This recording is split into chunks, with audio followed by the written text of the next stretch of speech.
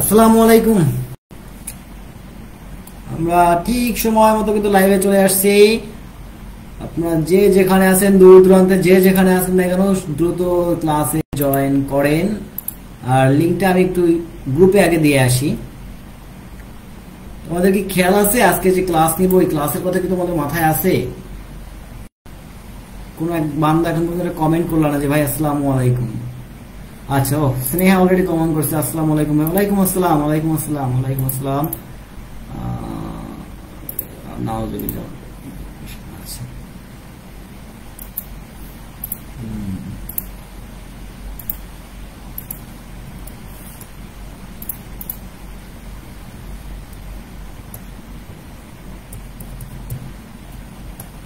দাঁড়াও, সবাইকে একটু জয়েন হতে বলি।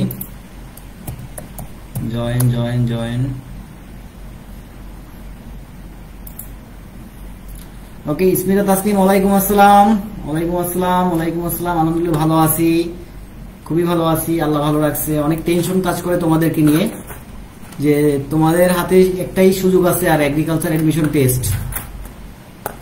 তোমরা যদি একটু সিরিয়াস হয়ে পড়াশোনা করতে এই মুহূর্তে, তো আমার চেয়ে বেশি খুশি আর কেউ হইতো না। কারণ দেখো, তোমরা যদি একটু চান্স পাও, আমার খুবই ভালো লাগবে, আমার সত্যি কথা খুবই ভালো লাগবে।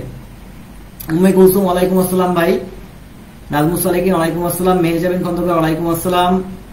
হালিমাতুস সামিয়া, ওয়ালাইকুম আসসালাম, ওয়ালাইকুম আসসালাম। যারা যারা সালাম দিচ্ছ সবাইকে ওয়ালাইকুম আসসালাম ভাই। একটা কথা কি, একটু এখন যে কয়টা দিন সময় আছে, একটু রুটিন অনুসারে ভালো করে পড়ো। রুটিন অনুসারে একটু সিরিয়াসলি পড়ো ভাই। সময় বেশি নাই, আবার হিসাব করলে সময় যথেষ্ট সময় আছে। এইটুকু টাইমের ভিতর তুমি যদি তোমার নিজেকে সুন্দর মতো প্রিপেয়ার করতে পারো, শর্ট সিলেবাসটা ভালো করে করতে পারো, এগ্রিকালচারে তোমার 3000 সিট, মানে 3000 মেরিট, মানে জেনারেল মেরিটের সিট, বাদ বাকি সব কোটা, মানে ওটা 3400 মতো সিট। 3000 সিট হচ্ছে তোমার সাধারণ মেরিট, সাধারণ মেধার সিট। তো এই 3000 সিট এর ভিতর থেকে কি তুমি একটা পাবা না? অবশ্যই পাবা। আর মোটামুটি তুমি যদি 2500-র ভিতর থাকতে পারো ভাই, তাহলে বাউ এবং তোমার হচ্ছে গিয়া ওই যে শেরে বাংলা কৃষি বিশ্ববিদ্যালয়, মানে ময়মনসিংহ এবং ঢাকার ভিতর থাকতে পারবা। তো তুমি কি এতটাই দুর্বল স্টুডেন্ট যে তুমি 2500-র ভিতর থাকতে পারবা না? বলো। অবশ্যই পারবা, তোমাদের প্রত্যেকের সেই অ্যাবিলিটি আছে। তোমরা গ্রুপে যদি কেউ একটা প্রবলেম দেয়, সেই প্রবলেমটা সলভ করে দেওয়ার চেষ্টা করবা। এমন না যে সারাদিন তোমাকে গ্রুপে থাকতে হবে। গ্রুপে কেউ একটা প্রবলেম দিচ্ছে, প্রবলেমটা ধূপধাপ শেষ করে দেবা, সলভ করে দেবা। এতে হবে কি, যে ওইটা তোমার শেখা হয়ে যাবে, প্লাস হচ্ছে গিয়ে তোমার এমনও হতে পারে যে ওই টাইপের প্রশ্নই তোমার হচ্ছে গিয়ে পরীক্ষায় চলে আসতে পারে। এটা অস্বাভাবিক কিছু না, ঠিক আছে? আমার ক্লাস মিস করতেছিল? আচ্ছা আচ্ছা, এখন আমি হচ্ছে টানা ক্লাস নেব, কারণ জোহর পরীক্ষা, তো সামনে জোহর পরীক্ষা। তো এই কয়েকদিন আমি টানা ক্লাস নেব, ফিজিক্স কেমিস্ট্রি টানা ক্লাস চলতেই থাকবে। তো সেই হিসাবে আজকে আমরা কেমিস্ট্রি ফার্স্ট পেপারে 4র্থ অধ্যায় পড়বো, এবং কেমিস্ট্রি ফার্স্ট পেপারে 4র্থ অধ্যায় বেশ ইম্পর্টেন্ট, বেশ। আচ্ছা, আমরা আর কত কোনো কথাবার্তা না বলে চলে যাই, একদম ক্লাসে চলে যাই, ঠিক আছে? আমাদের ফার্স্ট যে কোশ্চেনটা আছে, সেই কোশ্চেনটা হচ্ছে, কোনটি রাসায়নিক বিক্রিয়ার অটো প্রভাবক হিসেবে বিক্রিয়া করে? আচ্ছা, অটো প্রভাবক, অটো, অটো, AUTO, অটো, যার বাংলা মানে হচ্ছে স্বপ্রভাবক, ঠিক আছে? আচ্ছা, তাহলে অটো প্রভাবক বা স্বপ্রভাবক হিসেবে কাজ করে। এখন একটা কথা মনে রাখবা, Mn ম্যাঙ্গানিজ, Mn2+, ঠিক আছে? ম্যাঙ্গানিজ যুক্ত তুমি যদি কোনো কিছু দেখো, ম্যাঙ্গানিজ যুক্ত তুমি যদি কোনো কিছু দেখো, মনে রাখবা সেটা অটো প্রভাবক হিসাবে কাজ করবে। যেমন আমরা হাজারিন আক্সারের বইতে পড়ছি যে একটা বিক্রিয়াতে MnSO4 ম্যাঙ্গানিজ সালফেট আছে, সেই ম্যাঙ্গানিজ সালফেটটা তোমার পরবর্তীতে কি হিসেবে কাজ করে? অটো প্রভাবক হিসেবে কাজ করে। বা দেখো, এইখানে ম্যাঙ্গানিজের জারণ মান কিন্তু +2, আমরা বলতে পারি Mn2+, এটাও তোমার হচ্ছে কি অটো প্রভাবক বা স্বপ্রভাবক হিসেবে কাজ করে, ঠিক আছে? আবার খেয়াল করো, দেখো তো, আমাদের খুঁজতে হবে কি Mn, ঠিক আছে? যেমন ধরো যে তোমার একটা ছেলেকে খুব পছন্দ হয়েছে, তুমি তাকে চাচ্ছ না, মনে করো তুমি তাতে চাচ্ছ না, কিন্তু তোমার তাকে পছন্দ, তোমার মন কিন্তু আপনা আপনি তার কাছে চলে যাবে, ঠিক আছে? মনে করো একটা ছেলেকে পছন্দ হয়েছে, সেই ছেলেটা মনে করো হচ্ছে গিয়া মনে করো রাস্তার পাশে চা বিক্রি করে। এখন চা বিক্রি করা মানে চা বিক্রেতার সঙ্গে তো তোমার বাবা তোমাকে মেনে নেবে না, হ্যাঁ?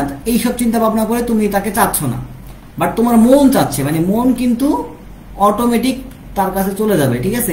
Mn মন, তাহলে মন মানে Mn মন যেখানে থাকবে সেটা কি হয়ে যাবে, স্বপ্রভাবক। তাহলে দেখো তো এখানে অপশনে কি আছে, KMnO4, ঠিক আছে। তাহলে মাথায় রাখবো যে KMnO4, এখানে কি আছে, মন আছে। তাহলে মন যেখানে আছে সেখানে সেই মনটা কি হয়ে যাবে, অটোমেটিক মন চলে যাবে, ঠিক আছে। তাহলে KMnO4 এটা হবে আমাদের সঠিক অ্যান্সার। ক্লিয়ার এটুকু? ঠিক আছে। আটকে যাবে না কেন, আটকে যাবে কেন ভাই, আজকে তো আটকে যাওয়ার কথা না। বাকৃবিতে থাকলে ভাই মানে 2200 ভিতরে থাকলে বাকৃবি পাবা, 2200, এর বেশিও টানবে, বুঝছো, এর বেশিও টানবে। হ্যাঁ, মানে তোমার হচ্ছে গিয়ে দেখা যাচ্ছে যে তুমি যদি মেরিটে 2500 ভিতরে থাকো তাহলেই তুমি বাকৃবি পাবা, ঠিক আছে। মেরিটে 2500 ভিতরে থাকলে তুমি বাকৃবি পাবা, বুঝছো। আচ্ছা, আজকেও কি আটকে যাচ্ছে? ক্লাস তো আটকে যাওয়ার কথা না ভাই। আচ্ছা, তারপরে দেখো, তারপরের প্রশ্ন কি বলছে দেখো, যে PCl5 বিক্রিয়া করে উৎপন্ন করতেছে PCl3 এবং ক্লোরিন, এই বিক্রিয়ায় কেপি ও কেসির মধ্যে গাণিতিক সম্পর্ক কি? এই টাইপের প্রশ্ন খুব ইম্পর্টেন্ট অ্যাডমিশন টেস্টের জন্য। তো আমরা জানি যে কেপি এবং কেসির ভিতরে সম্পর্ক হচ্ছে KP equal KC RT to the power del n, KP equal KC RT to the power del n, তাই না? এটা হচ্ছে সম্পর্ক। এখন এই ডেল এন দ্বারা কি বোঝায়, ডেল এন দ্বারা বোঝায় তোমার N2 - N1, দ্যাট মিন্স উৎপাদের মোল সংখ্যা বিয়োগ বিক্রিয়কের মোট মোল সংখ্যা। কথা বুঝতে পারছো? উৎপাদের মোট মোল সংখ্যা বিয়োগ বিক্রিয়কের মোট মোল সংখ্যা। এখন খেয়াল করো যে এখানে আমাদের উৎপাদের মোট মোল সংখ্যা কত আছে, 2। আচ্ছা, আর বিক্রিয়কের মোট মোল সংখ্যা কত আছে, 1। তাহলে 2 থেকে 1 বিয়োগ করলে কত থাকে, 1। তাহলে ডেল এন এর ভ্যালু কত, 1। তাহলে KC RT to the power 1, that means KC RT, তাই না? তাহলে কেপি ইকুয়াল KCRT, ওকে। তাহলে অ্যান্সার কি হবে, কেপি ইকুয়াল KCRT। ক্লিয়ার? আচ্ছা, তারপরে দেখো যে 2 নম্বর প্রশ্ন এখানে বলছে কি, H2 এবং I2 বিক্রিয়া করে উৎপন্ন করতেছে 2HI, তাহলে এই বিক্রিয়ায় কেপি ও কেসির ভিতরে সম্পর্কটা কি? এই বিক্রিয়ায় কেপি এবং কেসির ভিতরে সম্পর্ক কি? বাউয়ের প্রশ্ন 12-13 সালে আসছে। আচ্ছা, দেখো তো এইখানে টোটাল মোল সংখ্যা কত, 2। আচ্ছা, আর এখানে উৎপাদের মোল সংখ্যা কত, 2। তাহলে তোমরা সবাই জানো যে মোল সংখ্যা যখন সমান হয় তখন ডেল এন ইকুয়াল টু কত, 0, তাই না? কারণ N2 - N1 করলে কত আসে, 0 আসে। আচ্ছা, এখন খেয়াল করো, ভালো করে খেয়াল করো এখানে যে KP equal to KC RT to the power del n. তাহলে ডেল এন এর ভ্যালু যদি 0 হয় তাহলে RT এর ভ্যালু কত আসতেছে, 1 আসতেছে। তার মানে কেপি ইকুয়াল কেসি। আর এই জিনিসটা তোমরা জানতা ভাই, আমার এত ব্যাখ্যা না করলেও চলে, এই জিনিসটা তোমরা জানতা যে বিক্রিয়ক এবং উৎপাদের মোল সংখ্যা যদি সমান হয় তখন কেপি এবং কেসি এর মান কি হবে, সমান হবে। যাই হোক, এখন আমি আরেকটা জিনিস দেখাবো, সেই জিনিসটা একটু দেখানোর জন্য আমরা নোটে যাব। আমরা একটু নোটটা ওপেন করি। এই জিনিসটা দেখানো খুব ইম্পর্টেন্ট মনে করতেছি আমি, এই জিনিসটা দেখানো আসলেই খুব ইম্পর্টেন্ট মনে করতেছি। একটু নোটটা ওপেন হোক। আর তোমরা বুঝতে পারতেছো কিনা একটু বলো।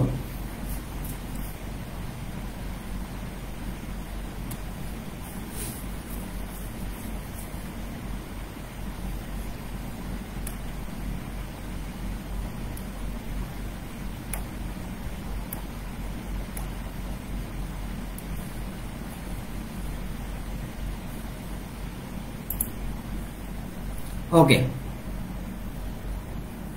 আচ্ছা দাঁড়াও।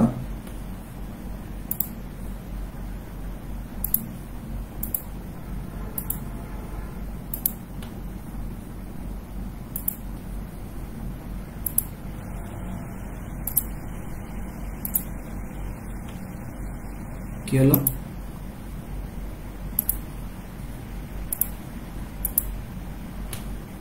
ওকে,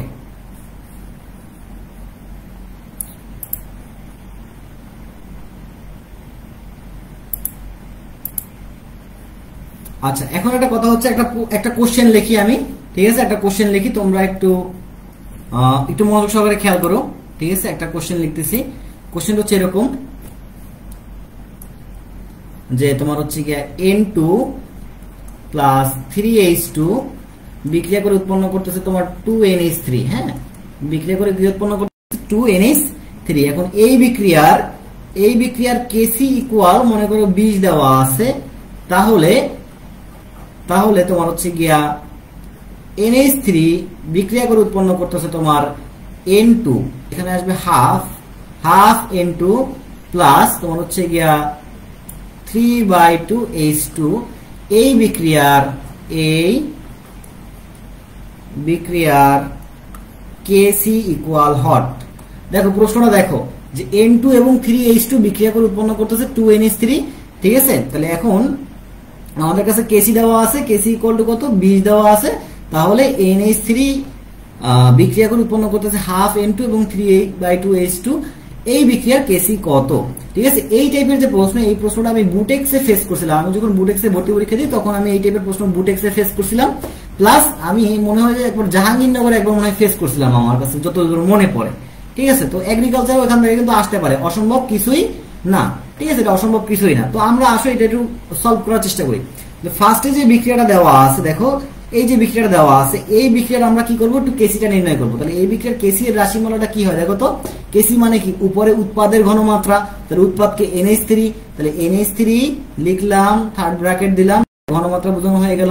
এখন মোল সংখ্যাটা কি হয়ে যাবে, পাওয়ার হয়ে যাবে, তাহলে মোল সংখ্যা 2 পাওয়ার হয়ে গেল, ক্লিয়ার। এবার দেখো যে নিচে আছে কি, নিচে আসবে কি বিক্রিয়কের ঘনমাত্রা, তাহলে এখানে বিক্রিয়ক হিসেবে আছে কি নাইট্রোজেন, তাহলে দিলাম আমি N2 এর ঘনমাত্রা, ঠিক আছে। আর নাইট্রোজেনের মোল সংখ্যা 1, সো পাওয়ার এখানে 1 দিলেও চলে, না দিলেও চলে। এবার আছে কি হাইড্রোজেন, হাইড্রোজেনের মোল সংখ্যা কত 3, তাহলে এখানে হাইড্রোজেনের ঘনমাত্রা দিলাম আর মোল সংখ্যাটা এখানে পাওয়ার হয়ে গেল, ঠিক আছে। আমরা কেসিটা পেয়ে গেলাম। আচ্ছা, ভেরি নাইস, ওকে। এবার খেয়াল করো বাচ্চারা, এবার খেয়াল করো যে আমাদের দ্বিতীয় যে বিক্রিয়াটা আছে সেটা কি দেখো তো, NH3 বিক্রিয়া করতেছে, বিক্রিয়া করে উৎপন্ন করতেছে কি দেখো তো, half of N2 plus 3/2H2, এটা উৎপন্ন করতেছে। তাহলে এখন এই বিক্রিয়ায় খেয়াল করো, কিন্তু একটু মনোযোগ সহকারে খেয়াল করো। তাহলে এই বিক্রিয়ার ক্ষেত্রে এখন আমরা কি নির্ণয় করব, এখন আমরা কেসিটা নির্ণয় করবো। তাহলে দেখো তো কেসি ইকুয়াল কি আছে দেখো তো, আগে নিশ্চয়ই উৎপাদের ঘনমাত্রা, তাহলে উৎপাদ হচ্ছে নাইট্রোজেন, নাইট্রোজেনের ঘনমাত্রা দিলাম, এখন মোল সংখ্যাটা কি হয়ে যাবে, পাওয়ার হয়ে যাবে, তাহলে মোল সংখ্যা হাফ করে দিলাম পাওয়ার। এবার আছে হাইড্রোজেন, তাহলে মোল সংখ্যা হাইড্রোজেন মানে হাইড্রোজেনের ঘনমাত্রা লিখলাম, তাহলে এবার মোল সংখ্যা কি হয়ে যাবে, পাওয়ার হয়ে যাবে, দিলাম পাওয়ার করে। এবার আসবে কি নিচে বিক্রিয়ক, তাহলে বিক্রিয়ককে NH3, তাহলে দিলাম আমরা NH3, ওকে, ক্লিয়ার, এটুকু ক্লিয়ার। আচ্ছা, তাহলে দেখো তো এই বিক্রিয়ার ক্ষেত্রে আমরা কেসি পাইলাম এত। এখন আমরা কি করব, আমরা একটু স্কোয়ার করে দেবো, কেসি এটাকে স্কোয়ার করে দেবো, ঠিক আছে। এই যে রাশিটা পাইছি ধরো, এটা হচ্ছে আমাদের 1 নম্বর বিক্রিয়া, ঠিক আছে, এই যে 1 নম্বর বিক্রিয়া, আর এটাকে আমরা ধরলাম 2 নম্বর বিক্রিয়া, ঠিক আছে, বা 1 নম্বর সমীকরণ। এখন এই 1 নম্বর সমীকরণকে আমরা কি করব, স্কোয়ার করব। তাহলে 1 নম্বর সমীকরণকে যদি স্কোয়ার করে দেখো, এখানে কি আসতেছে, কেসি স্কোয়ার ইকুয়াল, খেয়াল করো, তাহলে নাইট্রোজেনের এখানে যদি আমরা স্কোয়ার করি, স্কোয়ার করলে কি হয়ে যায়, শুধুমাত্র নাইট্রোজেন থাকতেছে, তাই না। আচ্ছা, আর এখানে যদি আমরা স্কোয়ার করি তাহলে শুধুমাত্র কি থাকতেছে, হাইড্রোজেন থাকতেছে। আচ্ছা, আর পাওয়ারটা কি হয়ে যাচ্ছে, কিউব হচ্ছে না। তার মানে চিন্তা করো যে 3/2 পাওয়ার কত আছে, x টু দি পাওয়ার 3/2, তাকে তুমি যদি স্কোয়ার করো তাহলে এই2 এবং এই2 কাটাকাটি গেলে থাকে কত, x কিউব থাকে, তাই না। এখানেও ঠিক সেম কাহিনীই ঘটছে, এখানেও ঠিক সেম কাহিনীটাই ঘটছে। আচ্ছা, এবার NH3 কি হবে, স্কোয়ার হবে, NH3 এর উপরে কি আসবে, স্কোয়ার আসবে। তাহলে দেখো এই 1 নং যে সমীকরণটা আছে, 1 নং সমীকরণকে আমরা স্কোয়ার করলে এরকম অবস্থা পাই, বুঝো কিন্তু এরকম একটা অবস্থা পাই, ঠিক আছে, একটু মাথায় রাখো জিনিসটা। এবার আমরা একটু পরবর্তী পেজে যাই। তাহলে দেখো আমরা 1 নংকে স্কোয়ার করে কি পাইছিলাম, কেসি স্কোয়ার ইকুয়াল টু N2, তারপর হচ্ছে কি তোমার H2 cube divided by NH3 whole square. আচ্ছা, আমাদের প্রথম যে বিক্রিয়াটা ছিল সেই বিক্রিয়াটা কি ছিল, N2 প্লাস 3H2 বিক্রিয়া করে উৎপন্ন করতেছে তোমার 2NH3, তাই না। আচ্ছা, এখন এইখানে তোমার হচ্ছে গিয়া কেসি রাশিমালাটা কেমন পাইছিলাম, কেসি রাশিমালা পাইছিলাম NH3 তার whole square divided by N2 into H2 তার হোল কিউব, তাই না, এরকম পাইছিলাম। আচ্ছা, তো আমরা কি করলাম, আমরা এটাকে জাস্ট একটু উল্টাই দিলাম, তাহলে 1/kc স্কোয়ার ইকুয়াল, দেখো তো উল্টাই দিলে উপরে হয়ে যাচ্ছে NH3 whole square divided by N2 by H2 এর হোল কিউব, তাই না, জাস্ট একটু উল্টাই দিছি। এখন দেখো তো এই যে রাশিমালাটা পাইছি বা এই যে জিনিসটা পাইছি, এটা কার মতো দেখো তো, আমাদের এই সমীকরণের মতো না, এই যে এইখানে যে সমীকরণটা আছে নিশ্চয়ই এটার মতো, এটার মতো, তাই না। আচ্ছা, আর এইটাকে আমরা কেসি ড্যাশ ধরলাম, এটাকে আমরা কি ধরলাম, কেসি ড্যাশ, কারণ এটা যদি কেসি হয় তাহলে এটা হচ্ছে কেসি ড্যাশ, কারণ দুটো তো সেম না, তাই না। তাহলে দেখো তো এখন এইটা মানেটা কি, এইটার মানেটাই তো হচ্ছে গিয়ে তোমার কেসি, তাই না, এটার মানেটাই হচ্ছে কি কেসি। তাহলে আমি লিখতে পারি 1/kc স্কোয়ার, বোঝার চেষ্টা করো, 1/kc dash square equal to KC, তাই না। এবার এটাকে আমরা উল্টাই দিই, উল্টাই দিলে কি আসে দেখো তো, উল্টাই দিলে কি আসে দেখো তো, এটাকে আমরা উল্টাই দিলাম, উল্টাই দিলে আসে এরকম যে K dash C whole square equal to 1/kc, তাই না? আচ্ছা, এবার কে ড্যাশ সি আমরা রুট করে দিলাম, তাহলে 1/√kc। এখন কেসি এর ভ্যালু কত দেওয়া ছিল প্রশ্নে? কেসি এর ভ্যালু দেওয়া ছিল 20, তাহলে 1/√20, তার মানে 1/√20 মানে কি 2√5। তাহলে এই যে বিক্রিয়াটা আসছে দেখো, এই যে দ্বিতীয় যে বিক্রিয়া, প্রথম বিক্রিয়ার কেসি যদি 20 হয় তাহলে দ্বিতীয় বিক্রিয়ার কেসি হবে 1/2√5। বুঝাতে পারছি বাচ্চারা? আমি কি ব্যাপারটা কি বুঝাতে পারছি?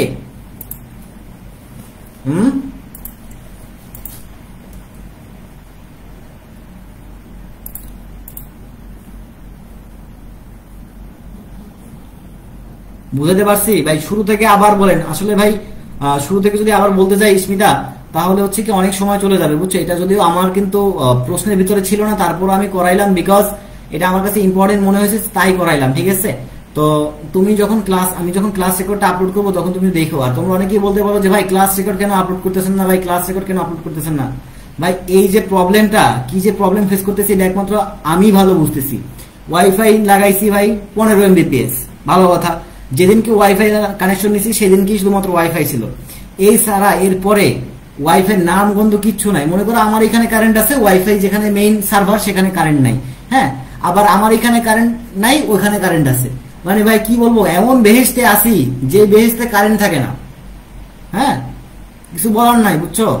জীবনটা একদম জর্জরিত করে ফেলছে। এখন বাধ্য হয়ে কি করা লাগে, মোবাইল থেকে ডাটা অন করে তারপর ক্লাস নেওয়া লাগে। কিন্তু আজকে তো ডাটার স্পিড অনেক ভালো, যতটুকু দেখলাম আমি ক্লাস নেওয়ার আগে আমি চেক করে দেখলাম। তো আমি ক্লাসটা আপলোড করে দেবো ভাই, বুঝছো? আমি ক্লাসগুলো যতগুলো ক্লাস হয়েছে, আমি তো রাজশাহীর বাইরে ছিলাম, আমি ক্লাসগুলো আপলোড করে দেবো, বুঝছো? টেনশন করিও না, তোমরা একটু দেখে নিও সেখান থেকে। ক্লিয়ার? আচ্ছা, এরপরের যে প্রশ্ন আছে আমাদেরকে, যে পানির PKW এর মান কত? পানির PKW, ঠিক আছে, এটার মান কত? আচ্ছা, তো PKW এটা একদম সরাসরি মুখস্থ রাখবা যে PKW ইকুয়াল টু 14, হ্যাঁ, পানি PKW ইকুয়াল টু 14। আচ্ছা, আর যদি বলা হয় KW, পানির KW হচ্ছে 1 × 10⁻⁻14, এটা মাথায় রাখবা। আচ্ছা, তো মনে করো যে আমাদের এখানে আসলো যে PKW। এখন অনেকে কোশ্চেন করতে পারো যে ভাই PKW এটা কি জিনিস? ওকে, তো এটা একটু বুঝাই দিই। মনে করো যে হচ্ছে গিয়া আমাদের এখানে মনে করো যে আছে কোনো কিছু নাই, জাস্ট আছে মনে করো যে পি দিয়ে দেওয়া আছে মনে করো যে মুনিরা, ঠিক আছে? তোমরা সবাই জানো যে মুনিরা আমার বউ, হ্যাঁ, তো পি হচ্ছে মুনিরা মনে করো। তাহলে এখন এইটার মান হচ্ছে -log অফ মুনিরা, অর্থাৎ পি এর সঙ্গে যা থাকবে না কেন তাকে -log করে দিতে হবে। তাহলে এখন দেখো পি এর সঙ্গে মনে করো আছে গরু, তাহলে এটা মানেটা কি? -log অফ গরু, তাই না? তাহলে বলো পি এর সঙ্গে যদি ছাগল থাকে তাহলে এটা কি আসবে? পি এর সঙ্গে যদি ছাগল থাকে তাহলে অ্যান্সারটা কি হবে, মানে সূত্রটা কি হবে বলো? পি এর সঙ্গে যদি তোমার ছাগল থাকে তাহলে কি হবে বলো? -log অফ কি? ছাগল, তাই না? এটুকু তো বুঝতে পারছো নাকি? বোঝা উচিত। আচ্ছা, তাহলে এখন এখানে আছে PKW, PKW মানে কি? -log অফ KW, তাই না? -log অফ KW, ওকে। আচ্ছা, তো পানির ক্ষেত্রে KW মান কত? 14। আচ্ছা, এবার একটা ইম্পর্টেন্ট জিনিস শিখাই, ঠিক আছে? যদিও এটা আমার আলোচনার বাইরে, তারপরেও আর কি আমরা শিখাবো। শর্টকাটে পিএইচ নির্ণয়, ঠিক আছে? শর্টকাটে পিএইচ নির্ণয়, ক্যালকুলেটর ছাড়া পিএইচ নির্ণয়, ওকে? তাহলে আমরা এখন ক্যালকুলেটর ছাড়া পিএইচ নির্ণয় করা শিখব। পিএইচ ক্যালকুলেশন, তাও আবার কি আমরা ক্যালকুলেটর ছাড়া শিখবো, বুঝতে পারছো? ক্যালকুলেটর ছাড়া শিখবো। এখন এটার জন্য একটা সূত্র আছে, সূত্রটা কি? পিএইচ ইকুয়াল টু, খাতায় লেখো, এই যে খাতা নিয়ে বসো নাই সেটা কিন্তু জীবনে বিয়ে হবে না।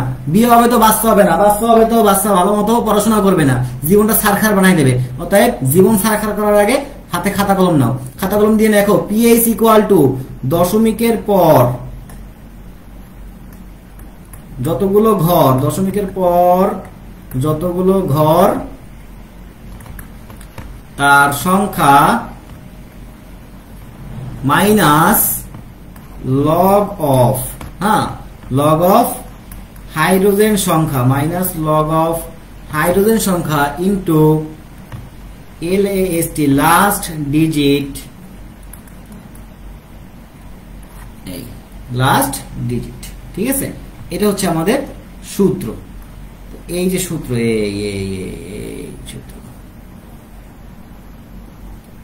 এই সূত্র খাতায় লেখো, খাতায় লিখতে হবে, ঠিক আছে। এই সূত্র খাতায় লিখতে হবে। কিভাবে লিখবা, কেমনে লিখবা, আই ডোন্ট নো। খাতায় লেখো, তারপরে আমরা আগামীর দিকে আগাবো। লেখা হইলে বইল।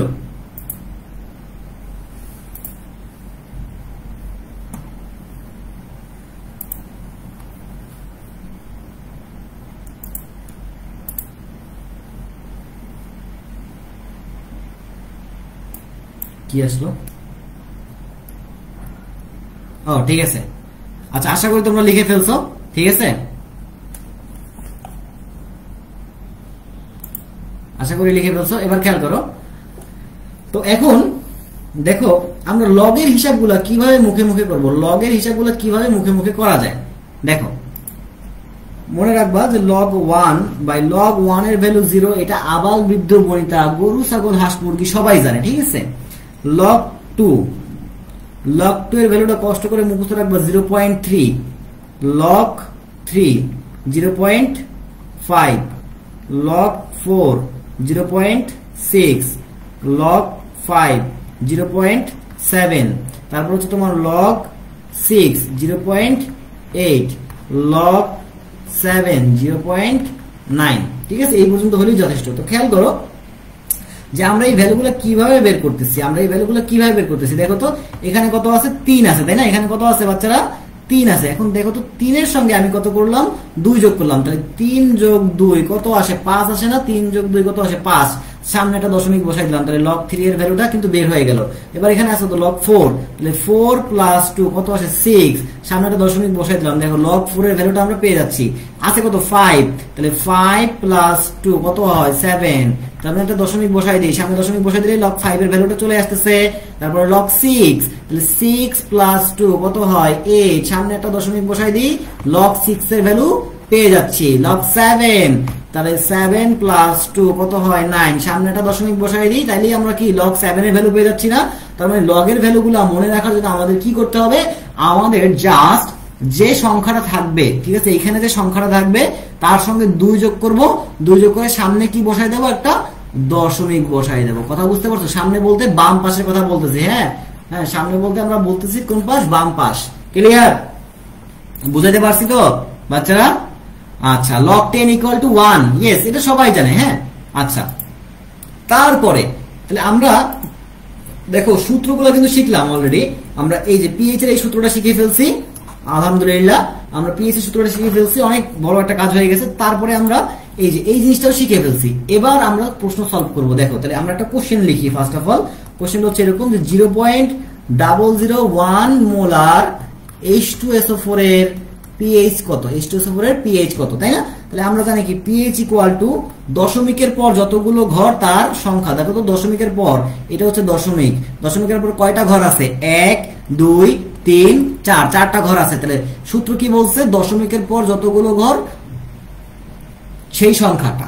ওকে, 4 মাইনাস লগ অফ হাইড্রোজেন সংখ্যা, এখানে হাইড্রোজেন সংখ্যা আছে কত, 2, তাহলে দিলাম 2 ইনটু এখানে লাস্ট ডিজিট কত, দেখো তো লাস্ট ডিজিট হচ্ছে 1, লাস্ট ডিজিট কত এখানে 1 দিলাম।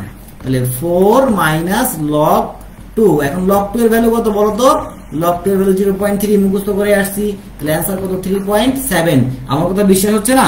ঠিক আছে, এক কাজ করো, তুমি একটু ক্যালকুলেটরে হিসাব করে দেখো, ঠিক আছে, যে pH equal to minus log of H plus, এই যে সূত্রটা আছে এই সূত্র অনুসারে তুমি একটু ক্যালকুলেটর হিসাব করে দেখো, দেখবা যে 3.7 এর খুব কাছাকাছি একটা ভ্যালু আসবে। বিশ্বাস না হলে ট্রাই ইয়োরসেলফ। ওকে, আচ্ছা, এরপরে আমরা আরেকটা কোশ্চেনে যাই। আমরা আরেকটা কোশ্চেন দেখে আসি। কোশ্চেন হচ্ছে এরকম, কালার চেঞ্জ করে দাঁড়াও, আমার আবার কালার চেঞ্জ মানে কালার ভিন্ন ভিন্ন কালার দিয়ে লিখতে ভালো লাগে। কোশ্চেন হচ্ছে এরকম 0.0003 মোলার HNO3 এর পিএইচ কত, HNO3 এর পিএইচ কত, ঠিক আছে। এটা হচ্ছে আমাদের কি প্রশ্ন।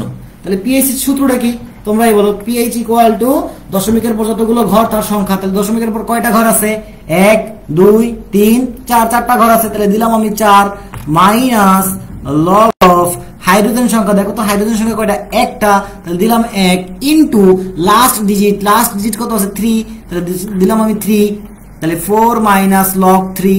এখন লগ 3 ভ্যালু কত? তোমরা অলরেডি মুখস্থ করে ফেলছো। লগ 3 ভ্যালু 0.5, না বললেও তোমরা অলরেডি মাথায় চলে আসছে। তাহলে আলটিমেটলি অ্যান্সারটা কত? 3.5। So simple. এখন দেখো তুমি কিন্তু একটা সূত্র শিখে ফেলছো। আচ্ছা, কোন সূত্রটা শিখছো?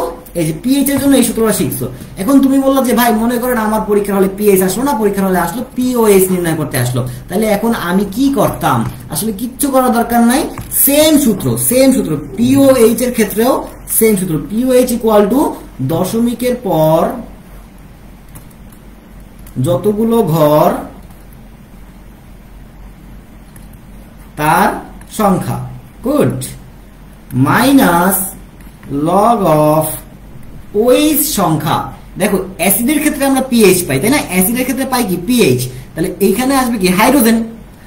পিওএইচ পাই কার ক্ষেত্রে? নিশ্চয়ই বেস বা ক্ষারের ক্ষেত্রে আমরা কি পাই? পিওএইচ পাই। তাহলে এখানে আসবে কি? ওএইচ। তাহলে ওএইচ সংখ্যা ইনটু লাস্ট ডিজিট, ঠিক আছে, ইনটু লাস্ট ডিজিট। এখন আসো আমরা একটা প্রবলেমে আসি। দেখো সেম সূত্র, জাস্ট এইচ এর জায়গায় কি হয়ে যাবে? ওএইচ হবে।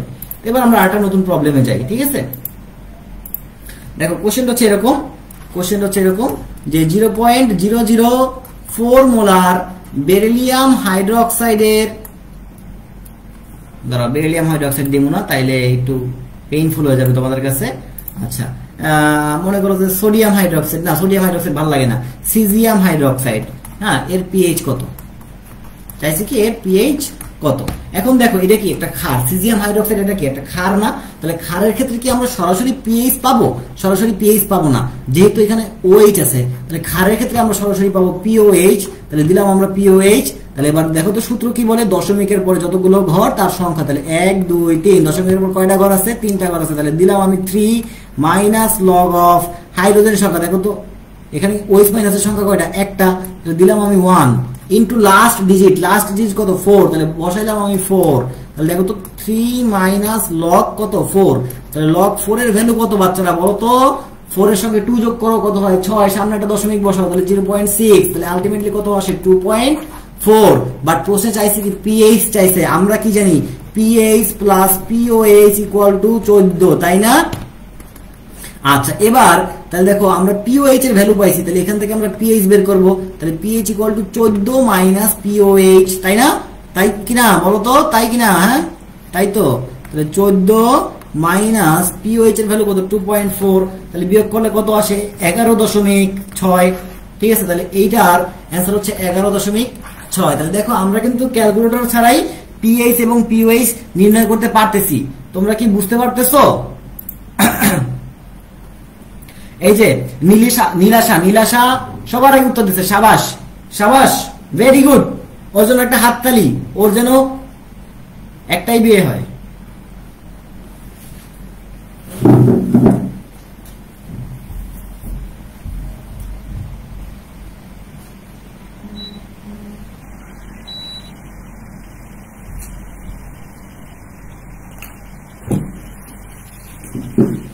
বুঝতে পারছি?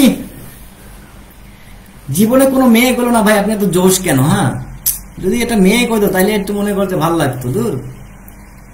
আচ্ছা, ওয়ালাইকুম আসসালাম সজল, ওয়ালাইকুম আসসালাম। আচ্ছা, তোরা এখান থেকে রাজশাহীর কে আছিস? রাজশাহীর কেউ কি আসো? রাজশাহীর আশেপাশে মানে নওগাঁ বা নাটোরের কেউ আসো তোমরা এখানে?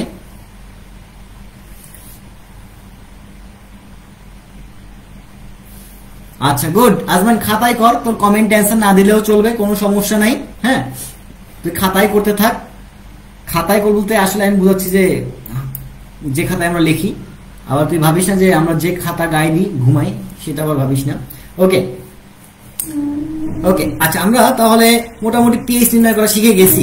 আচ্ছা, তারপরের প্রশ্নে আসি। দেখো যে নিম্নের কোন ঘনমাত্রায় সর্বাধিক পরিমাণ বিয়োজন হয়? আচ্ছা, নিচের কোন ঘনমাত্রায় সর্বাধিক বিয়োজন হয়? আচ্ছা, তো দেখো এখানে এই যে অ্যাসিডটা দেওয়া আছে, অ্যাসিডটার নামটা কি? HCOH। এই একটু মনোযোগ সহকারে খেয়াল করো কিন্তু, HCOH মানে হচ্ছে মিথানোয়িক অ্যাসিড। মিথানোয়িক অ্যাসিড, ভালো কথা, মিথানোয়িক অ্যাসিড। তাহলে অপশন সবগুলোতেই কি আছে? মিথানোয়িক অ্যাসিড আছে। অপশন সবগুলোতেই কি আছে? মিথানোয়িক অ্যাসিড আছে। এখন মনে রাখবা যে দুর্বল অ্যাসিডের ক্ষেত্রে তোমার হচ্ছে কি বিয়োজন মাত্রা আলফা, দুর্বল অ্যাসিড বা দুর্বল ক্ষার যেটাই হোক না কেন, শোনো, দুর্বল অ্যাসিড বা দুর্বল ক্ষার যেটাই হোক না কেন, অসওয়াল্ডের লঘুকরণ সূত্রটা কি? সূত্র হচ্ছে alpha equal to √KA/C। C দ্বারা কি বোঝাচ্ছে? ঘনমাত্রা। সি দ্বারা কি বোঝায়? ঘনমাত্রা বোঝায় না? তাহলে দেখো তো আলফা দ্বারা কি বোঝায়? বিয়োজন মাত্রা। তাহলে আলফা এবং সি এদের মাঝখানে সম্পর্কটা কি? এদের মাঝখানে সম্পর্কটা হচ্ছে তোমার আলফা এবং সি বর্গমূলের ব্যস্তানুপাতিক, তাই না?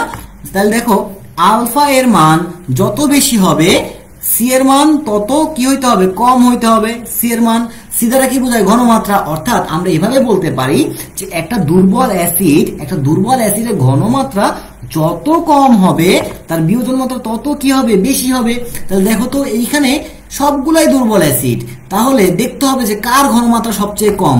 এখানে হচ্ছে 0.01, এখানে হচ্ছে গিয়ে তোমার 0.001, এখানে 0.00001, আর এখানে 1 × 10⁻⁵। তার মানে এই ভ্যালুটা কিন্তু অনেক ছোট। তার মানে যেখানে ঘনমাত্রা কম সেখানে বিয়োজন মাত্রা বেশি। তাহলে আমরা বলতে পারি সঠিক অ্যান্সারটা কি হবে? ডি হবে, তাই না? কারো কোনো বুঝতে প্রবলেম আছে? এটা কারো কোনো বুঝতে প্রবলেম আছে? এই যে রাজশাহী আছো সে আমার সঙ্গে একটু দেখা করবি। যদি দেখা না করস তাহলে ওইটার জীবনে বিয়ে হবে না। বিয়ে হবে তো বাচ্চা হবে না, বাচ্চা হবে তো মনে কর যে বাচ্চা কাচ্চা পড়াশোনা করবে না। বাচ্চা কাচ্চা পড়াশোনা না করলে যে কি যে পেইন, এটা বুঝতে পারবি তখন।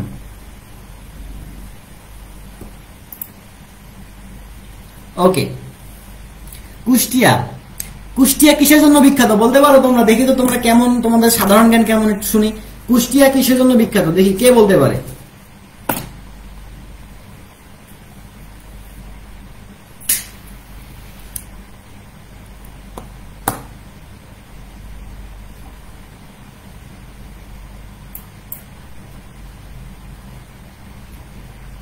উত্তর চাই।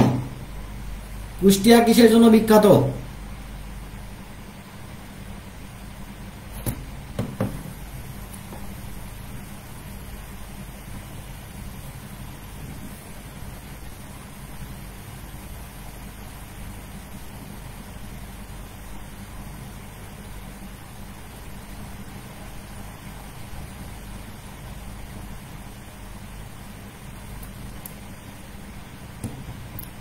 ইয়েস, শাবাশ সাইফুল্লাহ, তুই আমার বুকে আয়। কুষ্টিয়া গাজার জন্য বিখ্যাত। আর এই যে স্তব্ধ একবারই একদম হচ্ছে কি একটা মানে নাদান বাচ্চা, ঠিক আছে, তিলের খাজার জন্য বিখ্যাত।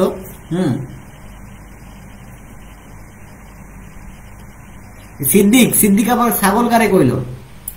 কুষ্টিয়া ছাগলের জন্য বিখ্যাত। ও হ্যাঁ, কুষ্টিয়ার ব্ল্যাক বেঙ্গল ছাগল হচ্ছে খুবই বিখ্যাত। বিদেশে এই জিনিসটা খুবই ডিমান্ড, কুষ্টিয়ার ব্ল্যাক বেঙ্গল ছাগল। কিন্তু কুষ্টিয়া আসলে গাধার জন্য বিখ্যাত, ঠিক আছে? অর্থাৎ কুষ্টিয়ার লোকজন ভালো মানুষ। আচ্ছা, আমরা পরে বসে চলে যাই। পরে বসে কি বলছে দেখো তো, মৃৎশিল্পে মাটির পিএইচ রাখা কতটুকু প্রয়োজন? মানে ওই যে আমরা হাড়ি পাতিল বানাই, তারপরে হচ্ছে গিয়ে মাটির ব্যাংক বানাই, মানে মাটির যে লক্ষ্মীভার আছে লক্ষ্মীভার বানাই, মানে মাটি দিয়ে অনেক কিছু বানাই। তো সেই ক্ষেত্রে মাটির যে পিএইচ, সেই পিএইচটা কত রাখা প্রয়োজন? 8.5 থেকে 9.5। এবং দেখো আমাদের যে রাজশাহী অঞ্চল যেটা আছে বা আমাদের যে উত্তর অঞ্চল আছে, উত্তর অঞ্চলে যে মাটিটা থাকে সেই মাটিটা হচ্ছে এঁটেল মাটি, বুঝছো? এই এঁটেল মাটির পিএইচ রেঞ্জটা হচ্ছে এরকম, ঠিক আছে? আমি কি বললাম? এঁটেল মাটির পিএইচ রেঞ্জ হচ্ছে তোমার 8 থেকে 10 পর্যন্ত, মানে 8 থেকে 10 পর্যন্ত হচ্ছে এঁটেল মাটির পিএইচ রেঞ্জ, বুঝতে পারছো? কিন্তু যেগুলো হচ্ছে কাদা বালি বা হচ্ছে গিয়া বেলে মাটির পিএইচ রেঞ্জ এর চেয়ে তোমার হচ্ছে গিয়া কম থাকে। এর চেয়ে কি থাকে? কম থাকে। তো এর চেয়ে কম থাকার কারণে হচ্ছে গিয়া সেই সকল মাটি দ্বারা জিনিসপত্র তৈরি করা যায় না, মানে মাটির জিনিসপত্র তৈরি করা যায় না, বুঝছো? তো ওকে, তো এখন মৃৎশিল্পের জন্য কোন মাটি উপযোগী? এঁটেল মাটি উপযোগী। এটাও কিন্তু একটা কৃষি শিক্ষা, ঠিক আছে? যেমন আম গাছের জন্য কোন মাটি উপযুক্ত? এঁটেল দোআঁশ মাটি উপযুক্ত, ঠিক আছে? এটাও কিন্তু একটা কৃষি শিক্ষার প্রশ্ন। আর আমি কিন্তু আম গাছের মানে আমের খুব ফ্যান, ঠিক আছে? আম গাছ লাগাইছিও বহুত। আচ্ছা, তারপরে দেখো যে 4 নম্বর প্রশ্ন কি বলছে, কোন দ্রবণে সামান্য অ্যাসিড বা ক্ষার যুক্ত করার পরেও দ্রবণের পিএইচ মাত্র অপরিবর্তিত থাকে? ভাই এই প্রশ্ন আমি সলভ করে দিতে পারবো না, সরি, এক্সট্রিমলি সরি। এটা যদি কেউ রাগ করো তাহলে করো, কোনো সমস্যা নেই, তোমরা নিজেরাই উত্তর দাও যে এটার অ্যান্সারটা কি হতে পারে। বাফার দ্রবণ হবে, তাই না? বাফার দ্রবণ হবে, কারণটা এটা আমরা সবাই জানি যে দ্রবণে সামান্য পরিমাণে অ্যাসিড অথবা ক্ষার যুক্ত করার পরেও যদি দ্রবণের পিএইচ চেঞ্জ না হয় তখন এটাকে বাফার দ্রবণ বলা হয়। এখন আমার একটা কোশ্চেন ভাই, বলতো মানব দেহে কয় প্রকার বাফার দ্রবণ আছে? যে বলতে পারবে তার জন্য রয়েছে কেয়া কসমেটিক্স এর পক্ষ থেকে একটি আকর্ষণীয় গায়ে দেওয়া সাবান।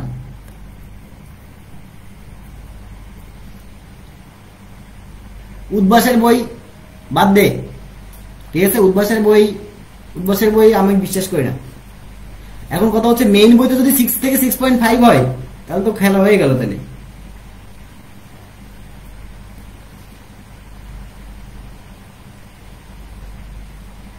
এই বলো মানবদেহে কয় প্রকার? 3 প্রকার। ইয়েস, কি কি বলতে পারবা? কি কি বাফার দ্রবণ আছে মানবদেহে?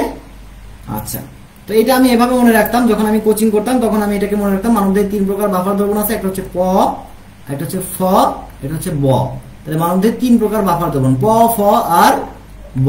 তাহলে পতে প্রোটিন, ফতে ফসফেট, বতে বাইকার্বনেট। তাহলে প্রোটিন বাফার দ্রবণ, ফসফেট বাফার দ্রবণ আর বাইকার্বনেট বাফার দ্রবণ, তাই না? ক্লিয়ার? তাহলে কি বললাম? মানবদেহে 3 প্রকার বাফার দ্রবণ, প্রোটিন বাফার দ্রবণ, ফসফেট বাফার দ্রবণ আর বাইকার্বনেট বাফার দ্রবণ। ক্লিয়ার? প, ফ, ব সবার মনে থাকবে এখন থেকে আশা করি। আচ্ছা, তারপরে প্রশ্ন বলছে কি নিচে কোনটি বাফার দ্রবণ? দেখো খুবই ইম্পর্টেন্ট প্রশ্ন। বাফার দ্রবণ হওয়ার শর্ত কি? বাফার দ্রবণ হওয়ার শর্ত হচ্ছে তোমার একটা দুর্বল অ্যাসিড হওয়া লাগবে এবং ওই দুর্বল অ্যাসিডের লবণ, এবং কি ওই দুর্বল অ্যাসিডের লবণ অথবা একটা দুর্বল ক্ষার হওয়া লাগবে, দুর্বল বেস, এবং ওই ক্ষারের একটা লবণ যদি হয় তখনই আমরা বলতে পারবো সেটা একটা বাফার দ্রবণ। এখন একটা দুর্বল অ্যাসিড হিসেবে মনে করো আছে CH3COONA, সরি CH3COOH, CH3COOH, এটা একটা দুর্বল বাফার দ্রবণ, ঠিক আছে? তার সঙ্গে আমরা কি যুক্ত করলাম? লবণ যুক্ত করলাম। লবণ কি? CH3COONA। কথা বুঝতে পারছো? তাহলে এটা একটা বাফার দ্রবণ। আবার একটা দুর্বল ক্ষার হচ্ছে তোমার NH4OH, তাই না? তার সঙ্গে আমরা লবণ হিসেবে যুক্ত করলাম NH4Cl, ঠিক আছে? তাহলে এটা একটা তোমার কি দুর্বল বাফার দ্রবণ। এখন একটা কোশ্চেন করি তোমাদের কাছে, সিম্পল একটা কোশ্চেন করি। মনে করো আমার কাছে CH3COOH আছে এবং এখানে লবণ আছে তোমার HCOONA। এইটা কি বাফার দ্রবণ হবে কি হবে না? কোশ্চেনটা বোঝার চেষ্টা করো। এটা কি বাফার দ্রবণ হবে কি হবে না? এই জিনিসটা বাফার দ্রবণ হবে কি হবে না? হবে কি হবে না বলতে পারলে রয়েছে কেয়া কসমেটিক্স এর পক্ষ থেকে একটি আকর্ষণীয় জামা কাপড় ঘষার একটা মাজা সাবান, সরি।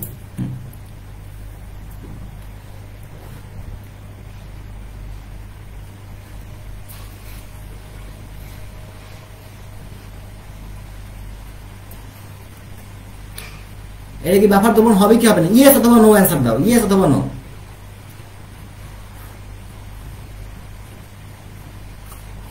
আচ্ছা আচ্ছা, মরিয়ম লিখছে হবে না, সুমাইয়া লিখছে হবে। আচ্ছা, আর কেউ?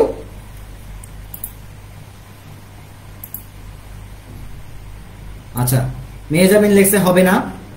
সাইফুল্লাহ, আচ্ছা নাজমুল সাইলিকিন লিখছে হবে। ইয়েস নো লিখলেই হবে, ইয়েস নো লিখলেই হবে। আচ্ছা, স্নেহা, আচ্ছা ইয়েস। সাদ লিখছে হবে না। আচ্ছা, আজমাইন লিখছে হবে না।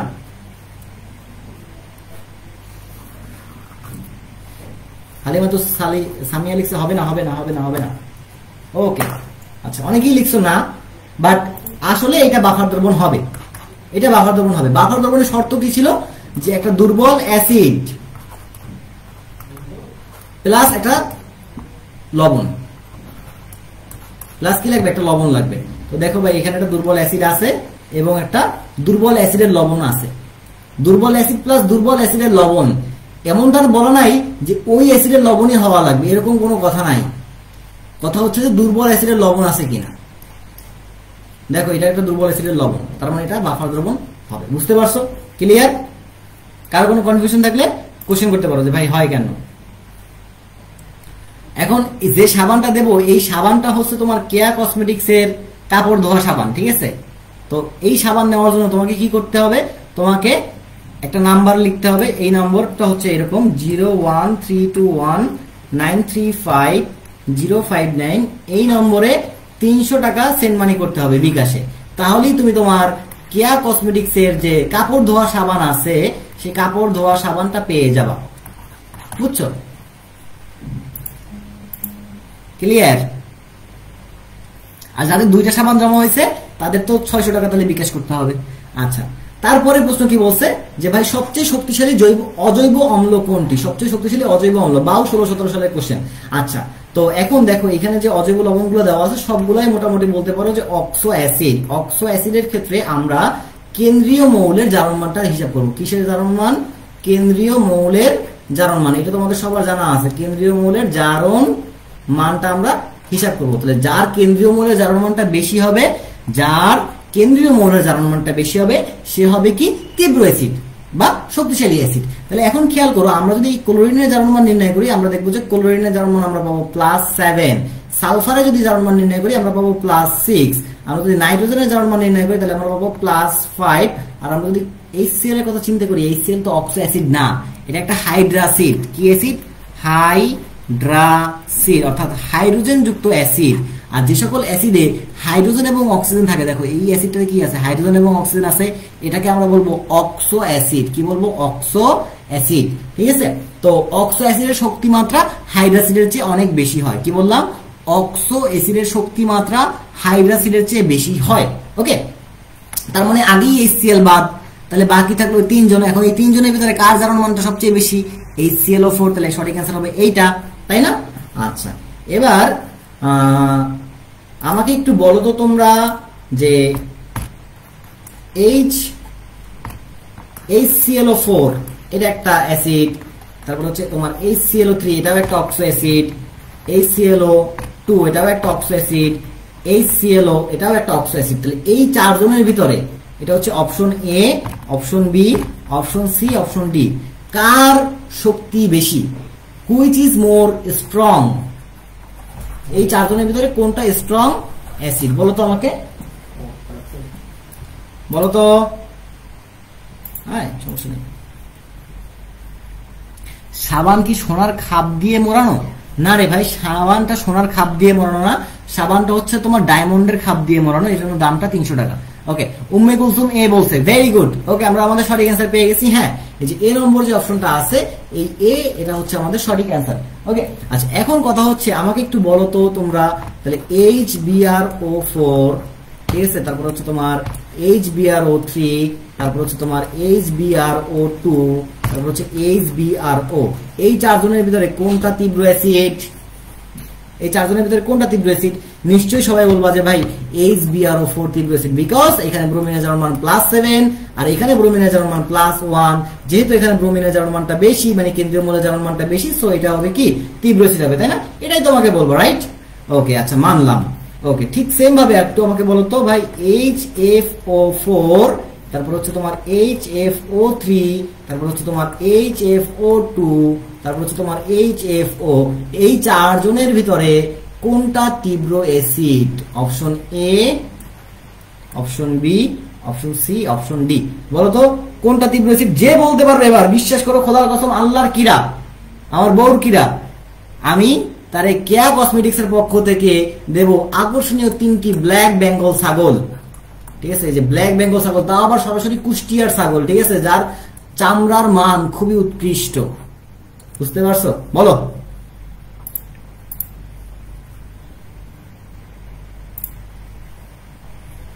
দেখি কে পারে।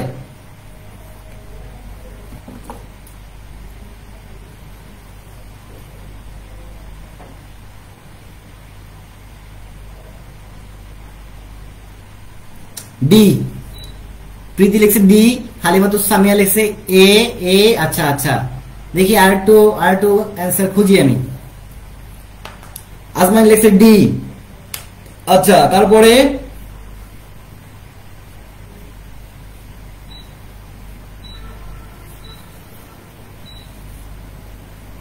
সবাই ডি, সবাই ডি, ওরে আল্লাহ, সবাই ডি।